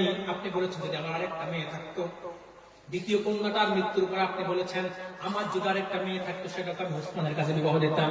ওসমান আপনার এমন একজন সাহাবী, যে হিজরতের আগেও ধনী, পরেও ধনী, ইসলাম গ্রহণের আগেও ধনী, পরেও ধনী, মক্কায় ধনী, মদিনায় এক হাত ঢুকিয়ে দিয়েছেন, দিরহামের মধ্যে আরেক হাত ঢুকিয়ে দিয়েছেন। হুজুর বলেছে, আজকে দানের পর আমার আল্লাহ তাআলা ওসমানের প্রতি এত রাজি হয়েছে, এত রাজি হয়েছে, এত খুশি হয়েছে, কিয়ামত পর্যন্ত ওসমানের প্রতি আল্লাহ নারাজ হবেন না। হুজুর, আপনার সেই ধনী সাহাবী ওসমান বিজয়ের আযান দিবে। রাসূলুল্লাহ বলেন, তুমি বড়। আরেকজন দাঁড়াও। আরেকজন দাঁড়িয়ে গেল, বলল, ইয়া রাসূলুল্লাহ, ইয়া হাবিবাল্লাহ, আজকে বিজয়ের আযান দিবে হযরত আলী। বলল, কেন? বলল, ইয়া রাসূলুল্লাহ, ইয়া হাবিবাল্লাহ, আলী আপনার এমন একজন সাহাবী, যার সম্পর্কে আপনি বলেছেন, আনা মাদিনাতুল ইলমি আলী জুবাবুহা, আর মুহাম্মদ সাল্লাল্লাহু আলাইহি ওয়াসাল্লাম হচ্ছে ইলমের নগরী, ইলমের শহর, আর আমার আলী হচ্ছে সেই শহরের দরজা। হুজুর, আজকে সেই আলী বিজয়ের আযান দিবে। হুজুর বলল, তুমি বসো। সেই পরামর্শ শেষ, সিদ্ধান্ত আসবে আল্লাহর পক্ষ থেকে। পরামর্শ শেষ, সিদ্ধান্ত আসবে কার পক্ষ থেকে? আল্লাহর পক্ষ থেকে। এমন সময় জিবরিল আমিন হাজির এসে বলল, ইয়া রাসূলুল্লাহ, ইয়া হাবিবাল্লাহ, আপনার সাহাবায়ে কেরামদের পরামর্শ আল্লাহ শুনেছেন। আল্লাহ সিদ্ধান্ত হচ্ছে, আজকে বিজয়ের আযান আবু বকর দিবে না, ওমর দিবে না, ওসমান দিবে না, আলী দিবে না। আজকে বিজয়ের আযান দিবে আপনার কালো সাহাবী হাবশী বেলাল। এটা কিসের কারণে হয়েছে? জোরে বলেন। সিরাতের কারণে, চরিত্রের কারণে, তাকওয়ার কারণে, ঠিক কিনা বলেন? মুসলমান মনে রাখবেন, যার সিরাত যত ভালো, যার চরিত্র যত ভালো, আল্লাহ রাব্বুল আলামিনের কাছে তার দাম তত বেশি, ঠিক কিনা বলেন? সেজন্য বলছি, চারটি জিনিসের একটি জিনিস যদি কারোর মধ্যে কেউ পায়, তাকে ভালোবাসে। প্রথমটা কি? জামাল। দ্বিতীয়টা হচ্ছে কামাল। কামাল মানে হচ্ছে সিরাত, চরিত্র। মুহাম্মদ সাল্লাল্লাহু আলাইহি সাল্লামের চরিত্রের তো কোনো তুলনাই ছিল না, ঠিক কিনা বলেন? রাসূলুল্লাহ চরিত্রের সার্টিফিকেট দিয়েছেন স্বয়ং আমার আল্লাহ নিজেই। আল্লাহ তাআলা কোরআনুল কারীমের মধ্যে বলেছেন, ওয়া ইন্নাকা লাআলা খুলুকিন আযীম। মুহাম্মদ সাল্লাল্লাহু আলাইহি ওয়াসাল্লাম চরিত্র কালে কি বলছেন? আজিম বলছেন। কি বলছেন? আমি কি আজিমের একটু ব্যাখ্যা দিব? আপনার তোমার খুব কষ্ট হচ্ছে। আরে আমার তো হচ্ছে। আজিমের একটু ব্যাখ্যা দেবো সংক্ষেপে। আজিম কি? আলাদা এখানে বসা আছেন, আমি বলি। আপনারা জানেন আরবিতে যেটা বড় সেটাকে বলা হয় কাবি। কি বলা হয়? যেটা অনেক বড়। মুফাসসিরদের ভাষায় সেটাকে বলা হয় আকবার। কি বলা হয়? কিন্তু যে বড় শুরু আছে শেষ নাই, লিখার মতো কোনো কলম নাই, বলার মতো কোনো কণ্ঠ নাই, চিন্তা করার মতো কোনো মস্তিষ্ক নাই, সেটাকে বলা হয় আজিম। সুবহানাল্লাহ বলবেন না? এই 30 পারা কোরআনের দিকে তাকালে দেখবেন আল্লাহ চারটি জিনিসকে বলছেন আজিম। কয়টি বলেন? এক, আল্লাহ তার নিজের শানে বলেছেন আজিম। আল্লাহ তার 30 পারা কোরআনকে বলছেন আজিম। আল্লাহ তার আরশকে বলেছেন আজিম। আর তার হাবিবের সুমহান চরিত্রকে বলেছেন আজিম। সুবহানাল্লাহ। আল্লাহ আজিম। আজিম, তিনি বেমেসাল, লাইসা কামিসলিহি শাইউন, তার কোনো মেসাল নেই। ঠিক কি না বলেন? এই যে কোরআন আজিম কেমন, সুবহানাল্লাহ। ইমাম ফখরুদ্দিন রাজি তাফসির মাফাতিহুল গায়ব, যার প্রসিদ্ধ নাম তাফসিরে কাবীর, প্রথম খণ্ডে সূরা ফাতিহার ব্যাখ্যা করতে গিয়ে ইমাম রাজির কলম বন্ধ হয়ে যায়। ইমাম রাজি বলেন, আল্লাহর কোরআনের সূরা ফাতিহার ছোট্ট একটি আয়াত, ইয়্যাকা না'বুদু, ইয়্যাকা না'বুদু দুটি শব্দের একটি আয়াতের ব্যাখ্যা করতে গিয়ে আমার কলম বন্ধ হয়ে যায়। ইমাম রাজি বলেন, এই দুটি শব্দের একটি আয়াতের সঙ্গে 10,000 বিষয় সংশ্লিষ্ট। যদি কোনো মুফাসসির হক আদায় করে তাফসীর লিখতে হয়, 10,000 খণ্ডে তাকে তাফসীর লিখতে হবে।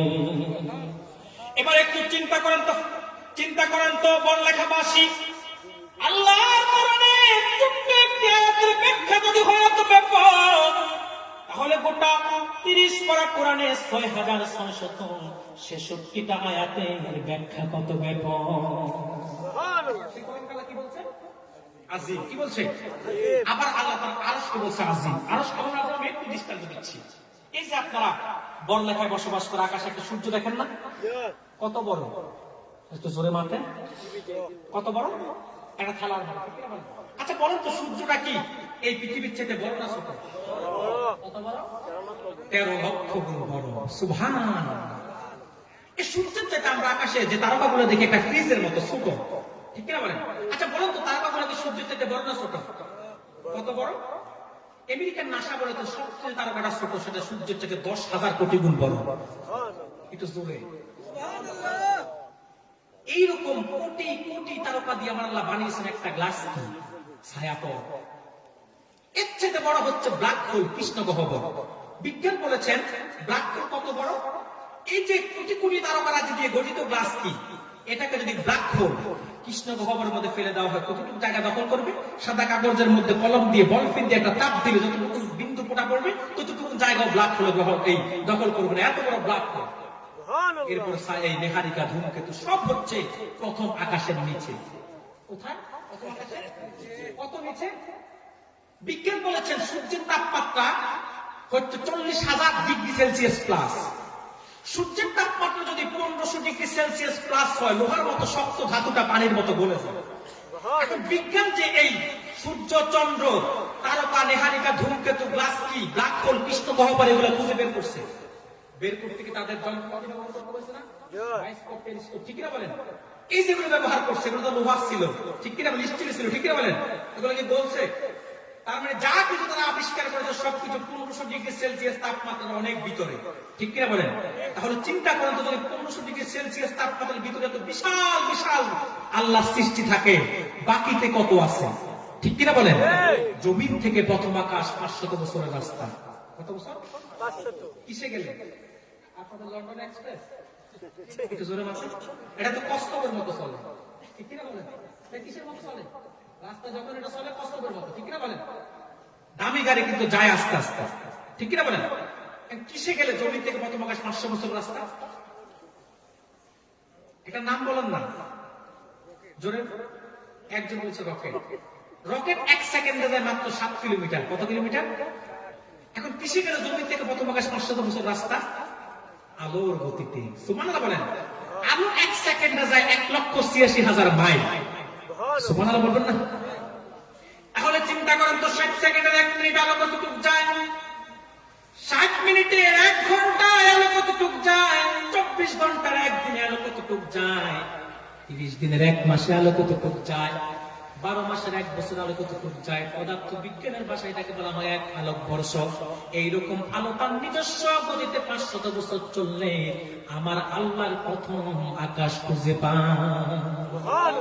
জমিন থেকে প্রথম আকাশ যত দূরে তত মোটা, তার চাইতে বেশি দূরে দ্বিতীয় আসমান, তার চাইতে বেশি দূরে তৃতীয় আসমান, তার চাইতে বেশি দূরে চতুর্থ আসমান, তার চাইতে বেশি দূরে পঞ্চম আসমান, তার চাইতে বেশি দূরে ষষ্ঠ আসমান, তার চাইতে বেশি দূরে সপ্তম আসমান, তারপরে সিদরাতুল মুনতাহা, তারপরে লা মাকান লা জামান, তারপরে 70,000 নূরের পর্দা, একটা নূরের পর্দা থেকে আরেকটা নূরের পর্দার দূরত্ব 500 বছরের রাস্তা, তারপরে হচ্ছে ফাওকাস সামাওয়াতি ওয়াস সাবঈ আরশুর রহমান। সুবহানাল্লাহ। এই আরশটা কত বড়? এই যে আমি একটা দৃষ্টান্ত দিলাম 7 আকাশ 7 জমিনের। আল্লাহ কোরআনে বলছে ওয়াসিয়া কুরসিয়ুস সামাওয়াতি ওয়াল আরদ। আল্লাহর আরশের মধ্যে একটা কুরসি রাখা আছে, এই কুরসিটাই 7 আকাশ 7 জমিনের চাইতে বড়। এই কুরসি যদি 7 আকাশ 7 জমিনের চাইতে বড় হয়, তাহলে আমার আল্লাহ যে আরশকে আজিম বলেছেন, সে আরশটা কত বড়। এবার বোঝেন মূল বিষয়। মুসলমান আল্লাহ নিজের শানে বলেছেন আজিম। যদি তিনার শান যদি হয় এত মহান, কোরআনকে বলছে আজিম, যদি তার ব্যাখ্যা যদি হয় এত ব্যাপক, আরশকে বলছেন আজিম যদি হয় তার এত বিশালতা, যে হাবিবের সুমহান চরিত্রকে আজিম বলেছেন, সেই চরিত্র কত সুমহান। রাসূলুল্লাহ চরিত্রে সার্টিফিকেট কে দিয়েছেন? আল্লাহ। কি দিয়েছেন? আজিম। জুড়ে বলেন কি? আজিম। মানুষকে ভালোবাসার উপকরণ কয়টি? প্রথমটি কি? জামাল, সৌন্দর্য। রাসূলুল্লাহ সৌন্দর্যের কোনো তুলনা নাই, ঠিক কিনা বলেন? দ্বিতীয়টি কি? কামাল, চরিত্র। রাসূলুল্লাহ চরিত্রের কোনো তুলনা নাই। পৃথিবীর সর্বশ্রেষ্ঠ চরিত্র অধিকারী তোমার নবী, আমার নবী, নূর নবী মুহাম্মদ আল আরাবী। এরপর তৃতীয় উপকরণ হচ্ছে ইহসান, দয়া। কি? একটা লোক, এই যে সভাপতি সাহেব, জনগণ অনেক টাকা আছে, অনেক প্রভাব আছে, উনি যদি টাকা থাকা সত্ত্বেও, প্রভাব থাকা সত্ত্বেও, ক্ষমতা থাকা সত্ত্বেও এলাকার একটা মানুষের প্রতি জুলুম না করে, মানুষকে অন্যায়ভাবে কষ্ট না দেয়, বরং মানুষের বিপদ আপদে দৌড়িয়ে গিয়ে ঝাঁপিয়ে পড়ে, মানুষ কি তাকে ভালোবাসবে না? কেন? মানুষটার মধ্যে দয়া আছে, ঠিক না বলেন? মুহাম্মদ সাল্লাল্লাহু আলাইহি ওয়াসাল্লামের দয়ার তো কোনো তুলনাই হয় না। মুহাম্মদ সাল্লাল্লাহু আলাইহি ওয়াসাল্লামের দয়া সম্পর্কে আল্লাহ নিজেই বলছেন। কি বলছেন? ওয়ামা আরসালনাকা ইল্লা রাহমাতাল লিল আলামিন। আল্লাহ তাআলা হাবিব বলেছেন তিনি গোটা জগতের জন্য রহমান। তার মানে যতটুকু জগতের রব হচ্ছেন আল্লাহ, ততটুকু জগতের জন্য রহমত হচ্ছে তোমার নবী, আমার নবী, নূর নবী মুহাম্মদুর রাসূলুল্লাহ।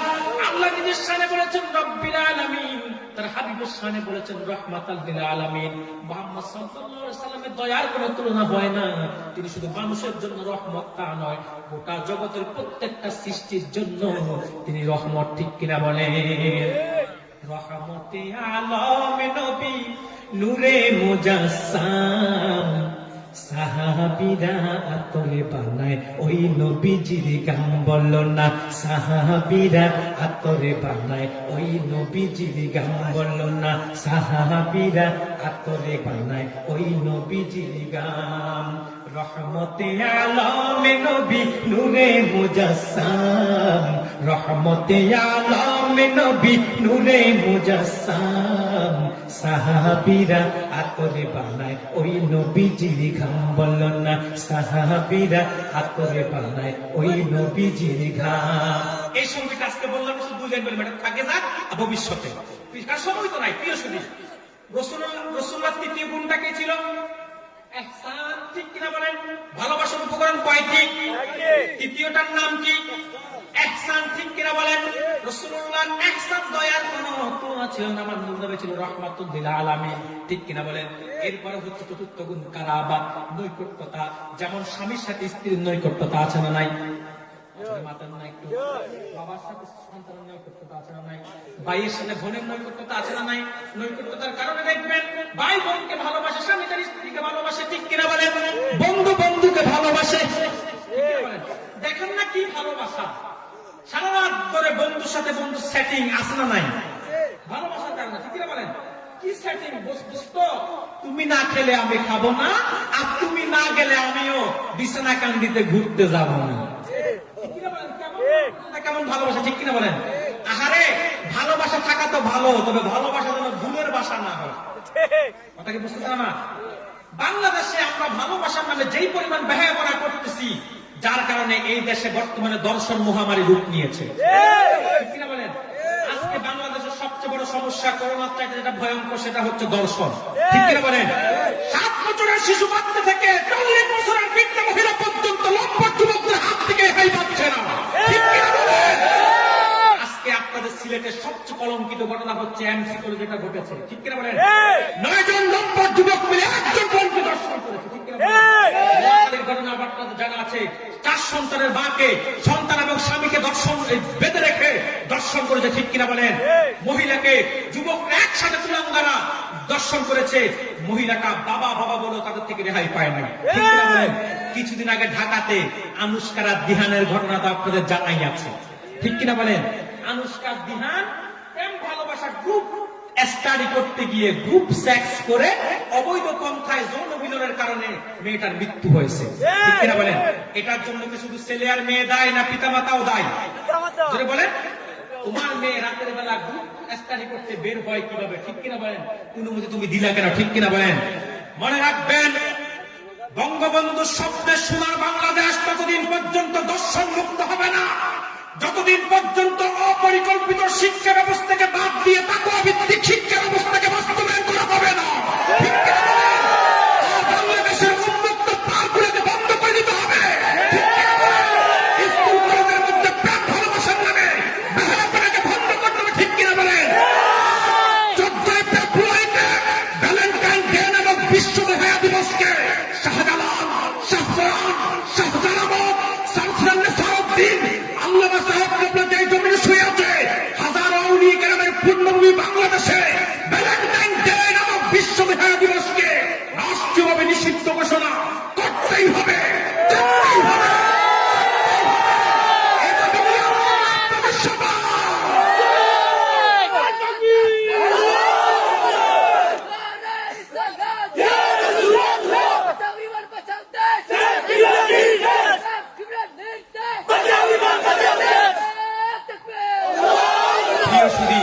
যতদিন পর্যন্ত এই ভণ্ডামি গুলাকে বন্ধ করা হবে না, ততদিন পর্যন্ত বাংলাদেশ দর্শন মুক্ত করা সম্ভব হবে না। দর্শন মহামারী রূপ নিয়েছে, চাহিদা যুগকে হার মানিয়েছে দর্শনের পদ্ধতি, ঠিক কিনা বলেন? অতএব এই যে আসছে 14 ফেব্রুয়ারি ভ্যালেন্টাইন ডে, মেয়েরা ঘর থেকে বের হবে, প্রেম ভালোবাসা আদান প্রদান হবে, এমন ভালোবাসা তারা আদান প্রদান করে বদ হজম হয়, হজম আর হয় না। 15-20 দিন গেলে বমি বমি ভাব আসলে নাই, 15-20 দিন গেলে বমি বমি ভাব, ঠিক কিনা বলেন? আজকে আমি এই ঐতিহ্যবাহী তালিম কুরিয়া মাদ্রাসা ইসলামী মহাসম্মেলনে যারা এসেছেন, বাবা আপনাদের মেয়েদেরকে 14 ফেব্রুয়ারিতে ঘর থেকে বের হতে দিবেন না, পারবেন তো ইনশাআল্লাহ? ভাইদের এসেছে বোনদেরকে বের হতে দিবেন না, রাজি আছেন ইনশাআল্লাহ? তাহলে তোমার বোন তোমার মেয়ে লম্পট যুবকদের হাতে চরিত্র নষ্ট করতে হবে, ঠিক কিনা বলেন? যে কথা বলছিলাম, আমাদের দেশে ভালোবাসা এত বেশি, বন্ধুর সাথে বন্ধু, সব ভালোবাসা তার ভালোবাসা থাকে না, কিছু ভুলের বাসা হয়, ঠিক কিনা বলেন? এত ভালোবাসা হলো দোস্ত তুমি না খেলে আমি খাবো না, আর তুমি না গেলে আমি বিছানা কান্দিতে ঘুরতে যাবো, ঠিক কিনা বলেন? ভাইয়েরা, আমার স্বামীর সাথে স্ত্রীর নৈকট্যতা আছে না নাই? এত নৈকট্যতা, স্ত্রীকে ছাড়া স্বামী ইচ্ছা করলেও খুব বেশি দিন দূরে থাকতে পারে না। একটা পুরুষ সবচেয়ে বেশি শ্রদ্ধা করে ভালোবাসে তার পিতা মাতাকে, এরপরও তাদেরকে ছেড়েছে 2 বছর 4 বছর 5 বছর 10 বছর থাকতে পারে দূরে, কিন্তু স্বামী স্ত্রীর মধ্যে এমন একটা নৈকট্যতা সম্পর্ক আল্লাহ দিয়ে দিয়েছেন, ইচ্ছা করলে তারা একজনকে ছেড়ে আরেকজন বেশি দিন দূরে থাকতে পারে না, ঠিক কিনা বলেন? আবার পিতা পুত্রের নৈকট্যতা আছে না নাই? পিতা যদি চুর হয় তাকে বাপ বলে, কারণ নৈকট্যতার কারণে, ঠিক কিনা বলেন? আবার ছেলে যত অবাধ্যই হোক না কেন, বাপ যদি বলে তুই আমার ছেলে না, কিন্তু পাশের বাড়ির কেউ তাকে ধমক দেয়, বাবার ধমক আছে না নাই পাল্টা, চলে বলেন কেন? নৈকট্যতার কারণে, ঠিক কিনা বলেন? এই যে দুনিয়াবি নৈকট্যতার কারণে মানুষ মানুষকে এত ভালোবাসে, কিন্তু মুহাম্মদ সাল্লাল্লাহু আলাইহি সাল্লামের সাথে উম্মতের নৈকট্যতা কেমন? হাদিস সাক্ষী হাসর ময়দানে সবাই যখন নাফসি নাফসি করবে, সবাই যখন নিজের চিন্তায় মগ্ন থাকবে, মুহাম্মদ সাল্লাল্লাহু আলাইহি সাল্লামের সাথে তার উম্মতের এত নৈকট্যতা, এত নৈকট্যতা, এত নৈকট্যতা, মুহাম্মদ সাল্লাল্লাহু আলাইহি ওয়াসাল্লাম মাকামে মাহমুদের মধ্যে সিজদায় পড়ে বলবে উম্মতি উম্মতি, সুবহানাল্লাহ, জোরে বলবেন না সুবহানাল্লাহ? সবাই বলে নাফসি নাফসি, আর মুহাম্মদ বলবে কি? জোরে বলেন উম্মতি, ঠিক কিনা বলেন? তেরি মায়ায় নবী কাঁদেন যারে যারে, মাফ করে দাও ওহে আল্লাহ উম্মতে গুনাহগার, মাফ করে দাও ওহে আল্লাহ উম্মতে গুনাহগার, ঠিক কিনা বলেন? উম্মতি উম্মতি, আর সবাই বলবে নাফসি নাফসি, ঠিক কিনা বলেন? মুহাম্মদ সাল্লাল্লাহু আলাইহি ওয়াসাল্লামের সাথে উম্মতের এত নৈকট্যতা। মুহাম্মদ সাল্লাল্লাহু আলাইহি ওয়াসাল্লাম দুনিয়া তো উম্মতি উম্মতি করেছে, রওজা শরীফে ঘুমিয়ে এখন উম্মতি উম্মতি করছে, আর হাসর ময়দানে মাকামে মাহমুদে সিজদায় পড়েও শুধু উম্মতের চিন্তায় মগ্ন থাকবে। সেই নবীকে তো মানুষ ভালোবাসবেই। ভালোবাসার উপকরণ কয়টি? একটু জোরে বলেন কয়টি? জামাল, কামাল, ইহসান, কারাবাত। জামাল মানে সৌন্দর্য, কামাল মানে সিরাত চরিত্র, ইহসান মানে দয়া, কারাবাত মানে নৈকট্যতা। এই চারটা গুণেই পরিপূর্ণ ছিল আমার নবী, তোমার নবী মুহাম্মদ আল-আরাবী। এই জন্য মুহাম্মদ সাল্লাল্লাহু আলাইহি ওয়াসাল্লাম সাহাবায়ে কেরাম জীবনের চাইতে বেশি ভালোবাসতো। উম্মত তার হাজার বছর আগ করে জীবনের চাইতে এখনো বেশি ভালোবাসে। কিয়ামত পর্যন্ত উম্মতের অন্তরে নবী প্রেম সবচাইতে বেশি থাকবে। কারণ আল্লাহ এবং রাসূলকে যদি জীবনের চাইতে বেশি না ভালোবাসেন, আপনি আমি কেউ পরিপূর্ণ মুমিন হতে পারবো না। আর পরিপূর্ণ প্রকৃত মুমিন যারা আল্লাহ এবং রাসূলকে জীবনের চাইতে বেশি ভালোবাসে তারা। আল্লাহ তাআলা বলেন, ওয়াল্লাযীনা আমানু আশাদ্দু হুব্বান লিল্লাহ। প্রকৃত মুমিনগণ আল্লাহকে জীবনের চাইতে বেশি ভালোবাসে। সাদাকাল্লাহুল আযীম ওয়া সাদাকা রাসূলুহুন নাবিয়্যুল কারীম ওয়া নাহনু আলা যালিকা মিনাশ শাহিদিন ওয়াশ শাকিরিন ওয়াল হামদু লিল্লাহি রাব্বিল আলামিন। প্রিয় সুধী, চেয়েছিলাম 1 ঘন্টা সময় দিবে, এখন 2 ঘন্টা হয়ে গেল। সব হবে, ধৈর্য ধরো।